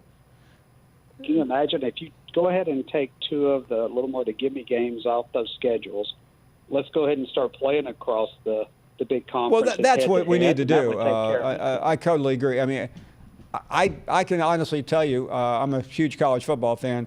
I did not watch one play of any of those FCS games over the weekend because they're not worth it. It's a waste of time. And you put Alabama against. I mean, it really doesn't matter who you're putting them against. As long as you put them against a legitimate team, they'll get some value. They just, they schedule the same way every year. They usually play a big game, and then they play a secondary game, and then 3 terrible games, but 2 terrible games. But what are you supposed to do when you have LSU at home and Auburn on the road and Texas A&M and South Carolina on the road? Yeah, I mean, we all recognize, right? It's at some point you got to take care of yourself. All conferences aren't equal, and there's a lot more beating up that happens in some conferences over the others. I mean, there's not. I mean, in the ACC, Virginia Tech has come on late at the end of the year. I mean, they're a pretty good team, but where would let's say Virginia Tech wins out and they're the represent. I mean, where would where would the second best team in the ACC finish in the SEC? I know, and what happens is it kills promoting your conference and again, I know I preach the choir some days, but if you could line it back to the conference championship, the passion of some Cinderellas coming out of there, I think would change the whole dynamic. Yeah. In reality, what happens are Cinderellas happen in our week to week. Really great call, Randy. I appreciate it very much. Some substantive conversation there. We are heading to a break. We hope you'll stick around. One of the great rivalries in college football. If you're a competitor, you love to play in games like this game this week and playing against a really good team. And maybe as it should be, a lot comes down to this game. It's kind of a season within a season, so to speak.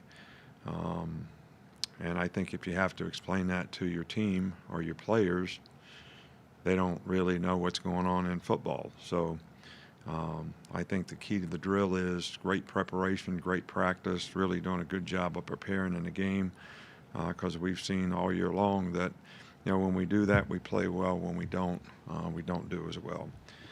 Injuries for our team, a couple guys, Ruggs and Phil Mathis will start back to practice today and still be evaluated day to day.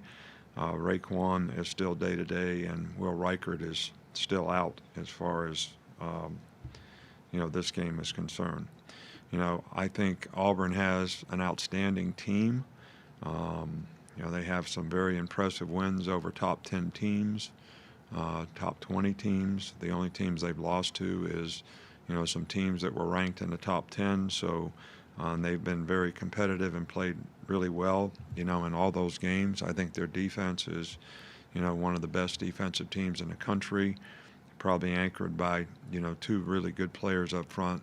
Derek Brown and Marlon, are both really, really good players and have been difficult for people to block all season long, but they play great team defense. They play with a lot of toughness. So this is going to be a real challenge, for us. Offensively, they've been very effective. Creating balance. I think Bo Nix has done a really good job of doing that for them. They're very effective running the football. They've got really good skill guys outside. They've got a really good runner. Whitlow's a really good runner. So this team is very good on special teams. So, this is, the best team we've played probably so far this year, and it'll be the most challenging place, that we've played. So, real challenge for our players on our team. You're watching the Paul Finebaum Show, presented by Regions Bank. We welcome you back. Glad you're here, and let's go to Ed, calling next in Virginia. Hello, Ed. How you doing, Paul? We're doing It's been great. a long time since we spoke. Thank you. The Good. last time we spoke, my wife and I were in Tuscaloosa, and there was you, Laura Rutledge, Avery Johnson, and the AD from Alabama. Well, 3 of us are still around. The good ones are still around, right? I do remember that day. Well, I'm glad to hear from you again. Well, the thing was that I was looking at everything on the games, and LSU was favored by 3.5 points when they went against Auburn. Georgia by 7. Alabama's got their second-string quarterback. Their defense was 7 freshmen, and they're supposed to win by 14 to be pertinent. Why is Alabama being kind of, I'd say, punished? Well, I think Alabama is a slight favorite against Auburn, and to me, I don't. 14 was the No. was the I mean, this week, you mean? Yes. No, I think I saw the line Ed at about 3.5. Oh, they changed it then. Yeah, I'm not sure what you were looking at. You may have been looking at a different type of betting line, but Spread. I'm pretty sure it's 3.5. But I think that everybody's underestimating. I think the defense has gotten better because the freshmen are no longer freshmen. They've grown up. Yeah, and listen, by the way, in some places it's 4, but I'm willing to bet you it goes down before kickoff. I think that I have to tell you that is a little bit surprising, but Alabama perceptually is just considered a better team than Auburn. Auburn, to me, is a team that has just had offensive woes against elite defenses, which Alabama does not have. And I know there's a lot of nervousness on the Alabama side about Mac Jones. So I think if Tua was the quarterback, Alabama would probably be more than maybe 5.5, 6.5 point favorite, maybe a little more. But I still think there would be a lot of trepidation. There always is going to Auburn. That's true. Anything can happen in a rivalry, like the kickoff that went for a touchdown. No, I mean that game should not have. I mean, even, by the way, the one misconception about that game, Auburn I think was ranked 4th in the country that year, but it just seemed like such a mismatch that I never gave it a second thought that Alabama could lose that game. Yeah, and the other part I was going to ask you is, nobody thought that Oregon might want to have pride and beat Utah in the championship. Yeah. Then it would be all moot points, wouldn't it? I agree. I mean, Oregon has Oregon State this week, which is a serious rivalry. I know the Apple Cup doesn't mean much to most people. That's true. But yeah, I mean, right now I think Oregon could bounce back against Utah. That would take care of Utah, and to me, Alabama just can't worry about anything. If you're an Alabama fan, I wouldn't be fighting the Utah-Oklahoma battle right now. I'd get out of Lee County this weekend. Yeah, that is true. And the last point I want to make is I didn't make it onto the phone call that day, but I want to thank you. Even though I'm an Alabama fan and my son's a graduate, I do miss Tammy. Yeah, we all do. Ed, thank you for the call. By the way, the Oregon State game is the Civil War. The Apple Cup is Washington and Washington State. Before I hear from all 5 college football fans watching from the state of Washington, just want to make sure we correct that. Seems like it could be called the Apple Cup, though. Dave is in Indiana. Hello, Dave. Hi, Paul. How are you? We're doing great. Thank you. First off, I have to thank you for getting me back and forth on all my drives to Destin, Florida. Listening to your shows throughout the time, driving back and forth makes it very entertaining to go. Oh, thank you. And I've got 2 things. The first one, we're going to the LSU Texas A&M game. I'm very excited. It's the first time we're going to be at LSU. Is there any place I should eat that you can recommend? Let me think about that. Man, I wish Marcus Spears was sitting here. He's from, I've eaten at a couple of places in Baton Rouge. I know I ate at a place called, what's the name of that place? Rufino's. Okay. That's a big hangout for out-of-towners. You could probably go anywhere in Baton Rouge. I mean, I told this story a couple weeks ago. The best meal I think I've ever had in Baton Rouge was a spicy chicken sandwich at the airport, which I did not expect, by the way. And I think I've eaten 3 spicy chicken sandwiches in my life. I just happened to be, I walk past and I go, that really looks unbelievably good. But it is an amazing eating town. You'll be in Baton Rouge proper? Yes, we're driving over from Destin Saturday morning, and we're going to take in the game and take in some tailgating. Yeah, I tell you what, ask around when you get there or on the way. I mean, this is the only place I've eaten lately, because the last time I was there, I was not able to get out. But it's a seafood bonanza down there of Creole and Cajun type food. I'm not sure I would compare it to New Orleans, although I've heard people say it's better than New Orleans. But you will. I'll see if we can get some more suggestions on the show. That'd be great. Hey, since everybody's running all these scenarios about this team beating this team and that team and all this, I have one for you. What happens if Minnesota and Ohio State win out and Minnesota beats Ohio State in the Big Ten championship game? Now you got 2 Big Ten teams with 1 loss. That's an interesting dilemma. You've asked a question the professor doesn't have an answer to. Enjoy the show. Hey, thank you. I Listen, look forward to listening to you on the drive down tomorrow. Dave, we'll get you some good answers. Thank you. Appreciate it. A couple of minutes left in the program on this Monday night. Stick around. So we got a lot of scenarios. So a friend of mine just added another one. What if Minnesota beats Ohio State and UGA beats LSU? Who do you take in that, Paul? I think I'll ask Seth Walder tomorrow. That actually just came back up in the control room. I think if Minnesota beats Wisconsin and then Ohio State, they're in the playoff. It very well might be. As funny as it may sound, Minnesota in the playoffs would happen, and I think Ohio State in that situation, Paul, would probably drop out because Ohio State, they beat Penn State, but lost in the championship game. I mean, that has to be something. To Minnesota. Oh wait, who's in the playoff now? Right. By this logic, but whatever. I mean, how great would it be if Minnesota and Utah win out and get in there against?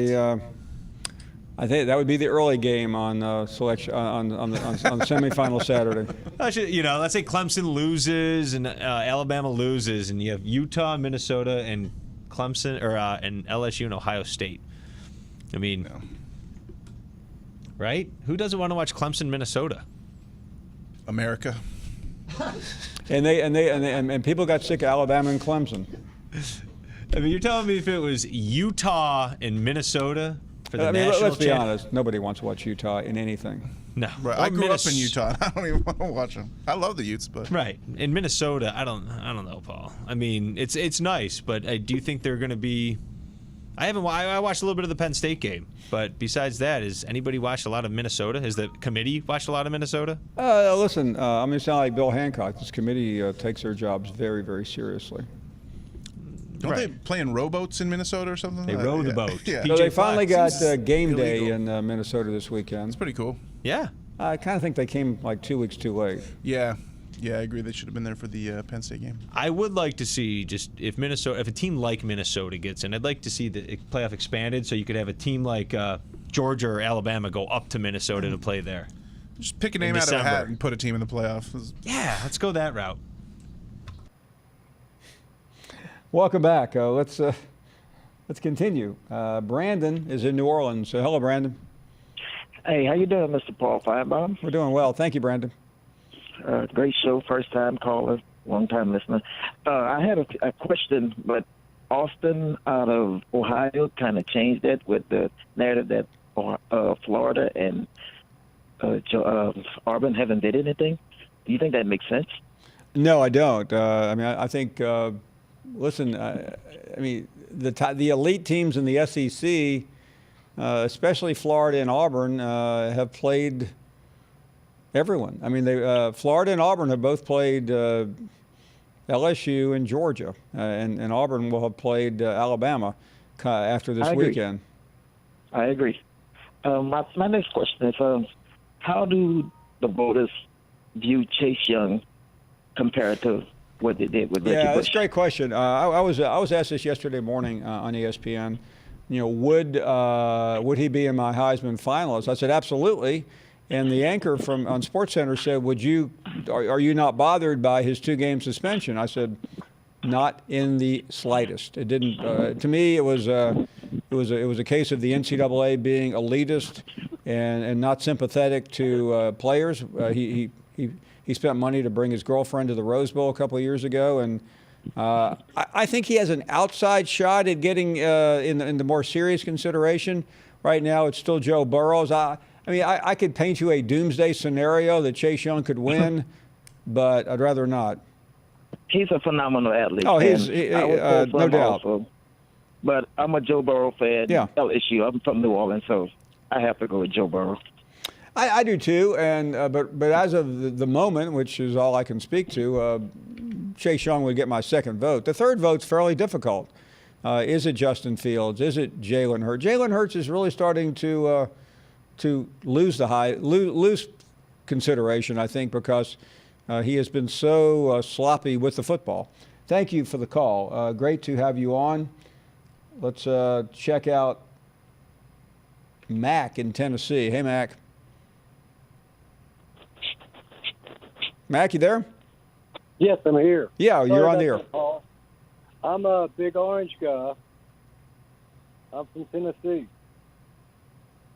I hear you, brother. Okay. I sold Coke in the stadium when I was in high school playing high school football. I was a quarterback, wide receiver, blah, blah. I graduated at Tennessee's first vet school class. Woo. So I'm an old guy, but I love your show, Paul. Thank you. And you are great nationwide, not just SEC. You keep me informed. Well, thank you very much. I've got a real simple question for you, Paul.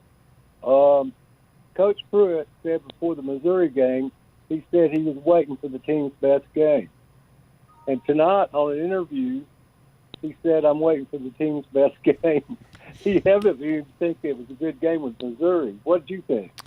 I thought they played good enough to win. Now, I must confess, as interested as I was in that game, and I shouldn't admit this, I was fairly locked into the Oregon Arizona State game, so I was doing a lot of flipping, but I was not doing enough flipping to give you what I would call a substantive answer.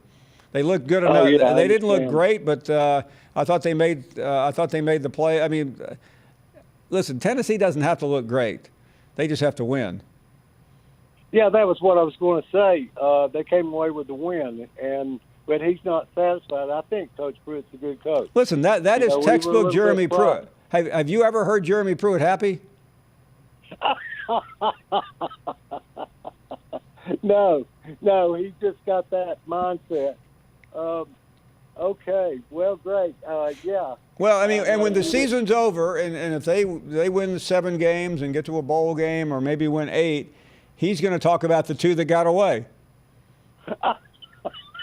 That's just who he is. I mean, he's a football coach. He's the son of a football coach, and and that's what makes guys like that unique. Yeah, I really like him. He's a funny guy, and I've been around him enough to form. I mean, he just doesn't look comfortable being in the spotlight, but that's okay. He's young. He's new to this, and I think he'll grow into it. Kirby Smart was not comfortable his first year or 2 either, and he looks pretty comfortable now. Yeah, right. He looks comfortable in commercials. Yeah, no. Well, that's when you start making the big money. Yeah, right. Okay, I've got one last question for you. Who's going to win it, Paul? You mean the whole thing, or?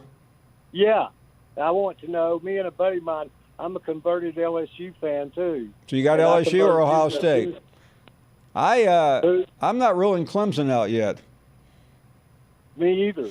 Yeah, I mean, here's why Clemson has a good chance to win the national championship. They've had the last 4 months off. Oh, yeah. I mean, if you can rest for 4 months, you will be in good stead for the final game. Hey, thank you very much for the call. Chris is in Louisiana. Hello, Chris. Hey, Paul. It's Chris. I'm in Alabama, but that's okay. A couple of states I'll over. let you slide this time. I love the comment you just made about Clemson's had the last 4 months off. That's probably the comment of the year for me. Thank you. I wanted to get to a possible, hypothetical what-if thing with the 18 playoffs. But before I get to that, the last selection show, I won't say any names, but there's some that are just trying to slice it any way they can to make a case for Utah over Alabama or Georgia. And, I mean, the eye test has got to mean something. I know it does to the actual committee members, and maybe they're just trying to talk about something. But if you stack up athletes, let's say Alabama versus Utah or Georgia versus Utah, do they really stack up in your opinion? I don't think they do. Now, I don't want to come off as a SEC elitist. I think Utah has a really great defense, and they've got playmakers, but I just don't think. Agreed. I have no doubt. I think there are at least 4 teams in the SEC that could beat them, maybe 5. Yeah, I think if you line them all up on the goal line and say, let's run man for man to 40-yard dash, I think the SEC teams. You think they're going to be able to penetrate the Auburn defensive line, and that's the 5th best team in the SEC? I think Gus is a great game planner, and I think he has watched a lot of film. He knows Alabama really well, and he knows where our weaknesses are on defense, and that's the passing game over the linebackers are a mismatch nightmare for me. The pass rush is getting better, but us going against them, I think we're okay offensively against them, but if we have to pass it, I think we can. We've got speed at receiver, so I'm worried more about the other side of the ball there, Paul. Yeah, no, I think you're right about that. What I wanted to ask you is your opinion on the hypothetical. Let's take the top 8 teams this year. LSU, Ohio State, Clemson, clear number 1, 2, and 3 right now, and then you got the battle for the next spot. But let's say you got 8 teams. You got Georgia, Alabama, Utah, Oklahoma, and Florida. And they all go and they divide them up however, 1 against 8, 2 against 7, however they want to do it. But let's say Oklahoma or Florida somehow comes in and wins it all. And first of all, let me say I'm all for meaningful games that mean something. If you win, you get. Hey, listen, to go. Chris, I have to jump in for a second because we're going to a break. But I think Florida would be. I mean, Florida doesn't get talked about, but they would be an incredibly dangerous team in the playoff scenario. That you. Topmeyer is our guest from Knoxville, and Blake covers the Volunteers from the Knoxville News Sentinel. Blake, who would have thought that somebody would even be able to raise the question about Jeremy Pruitt getting consideration for Coach of the Year back in early September? Thanks for being a part of the program. And what is going on in Knoxville? Yeah, it's been a remarkable turnaround, Paul. And to your point, beyond Ed Ogeron, I mean, Pruitt probably would be the conversation. And the conversation really doesn't need to go past Ogeron at this point. But if you did dip down into a second tier, I think Pruitt probably would be in it. I mean, it's kind of remarkable the fact that they started 0-2, the inexplicable loss to Georgia State.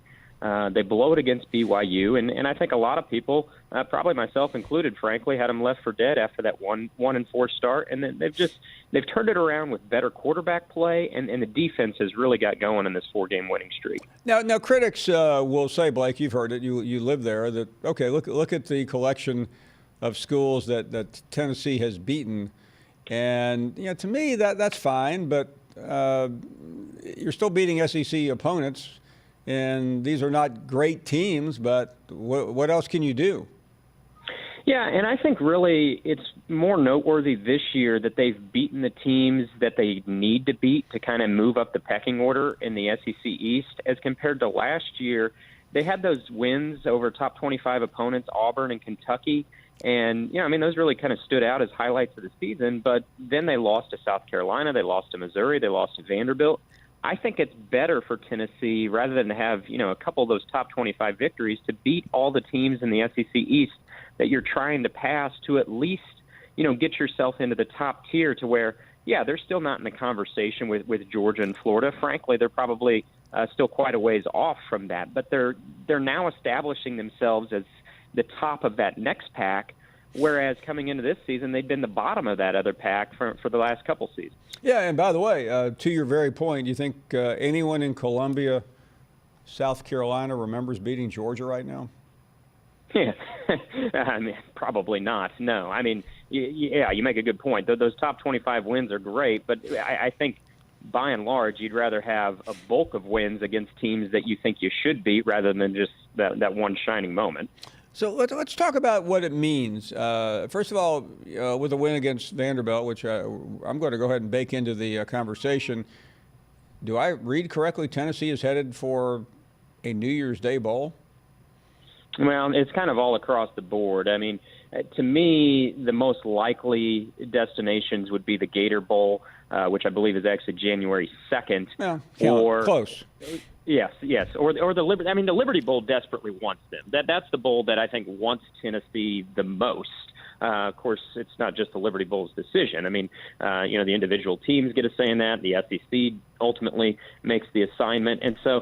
Yeah, I think there's a few different places they could go. I think one of the projections on ESPN actually has them going to the Outback Bowl. That feels a little bit high for me. I still feel like Auburn seems like a good bet for the Outback Bowl. But, they could go in a lot of directions. For me, I think the Gator Bowl and the Liberty Bowl, though, are probably the two most likely destinations. And for those of you who aren't familiar with Tennessee geography, Memphis is the host of the Liberty Bowl. It is in the same state of Tennessee, even though having grown up in Memphis and attended the University of Tennessee, you would never know it based on the distance. Well, and Memphis has become really important recruiting territory for Jeremy Pruitt. He's got 3 commitments in this class from the city of Memphis. He's had a couple signees the past couple years from Memphis. And so I guess, that would be one good thing for Tennessee, spending a week in Memphis for the Liberty Bowl. And I think how long the Liberty Bowl has wanted Tennessee, it's been since 1986 since they've been able to get the Vols there, and they've made no bones about it. Like, Tennessee is the choice. If it was up to them, they'd be in Memphis, but, the Vols are going to have something to say about it, What too. type of opponent would you get in that game? Liberty Bowl would be against the Big 12. I think you'd be looking at someone like an Iowa State. Okay. I believe it's the 4th selection from the Big 12, so someone that's probably pretty comparable, on par with Tennessee, probably like a 7-win team, I think, is what you'd get in the Liberty Bowl. And I think that's about what you'd get, 7 or 8-win team, probably from the Big 10 in the Gator Bowl, if that's the direction Tennessee were to go. How is this translating, Blake, to recruiting, which is just around the corner? It's been pretty quiet for Tennessee here throughout the fall on the recruiting trail. They haven't lost a lot of guys, and that was noteworthy given the start, but it hasn't really gone wild here in recent weeks either. They had one big day, it was probably about a month ago, where they got 3 linebackers, all from the same high school in Memphis, in a span of like 2 hours. But beyond that, it's been pretty quiet in recruiting. This is a class that's probably going to finish in the top 20. I think it's going to be a good, not great class. And one of the keys is hanging on to Harrison Bailey, the 4-star quarterback commitment. He's been committed for a year now. That still feels pretty solid. And then I think they need to add another wide receiver. They got a couple wide receiver commitments, but with all the wide receivers they're going to be losing this year, notably Juwan Jennings and Marquez Callaway, they need to kind of stock up in that area. Blake, what's the deal with Garantano? Every time I turn into Tennessee, I see him coming and going.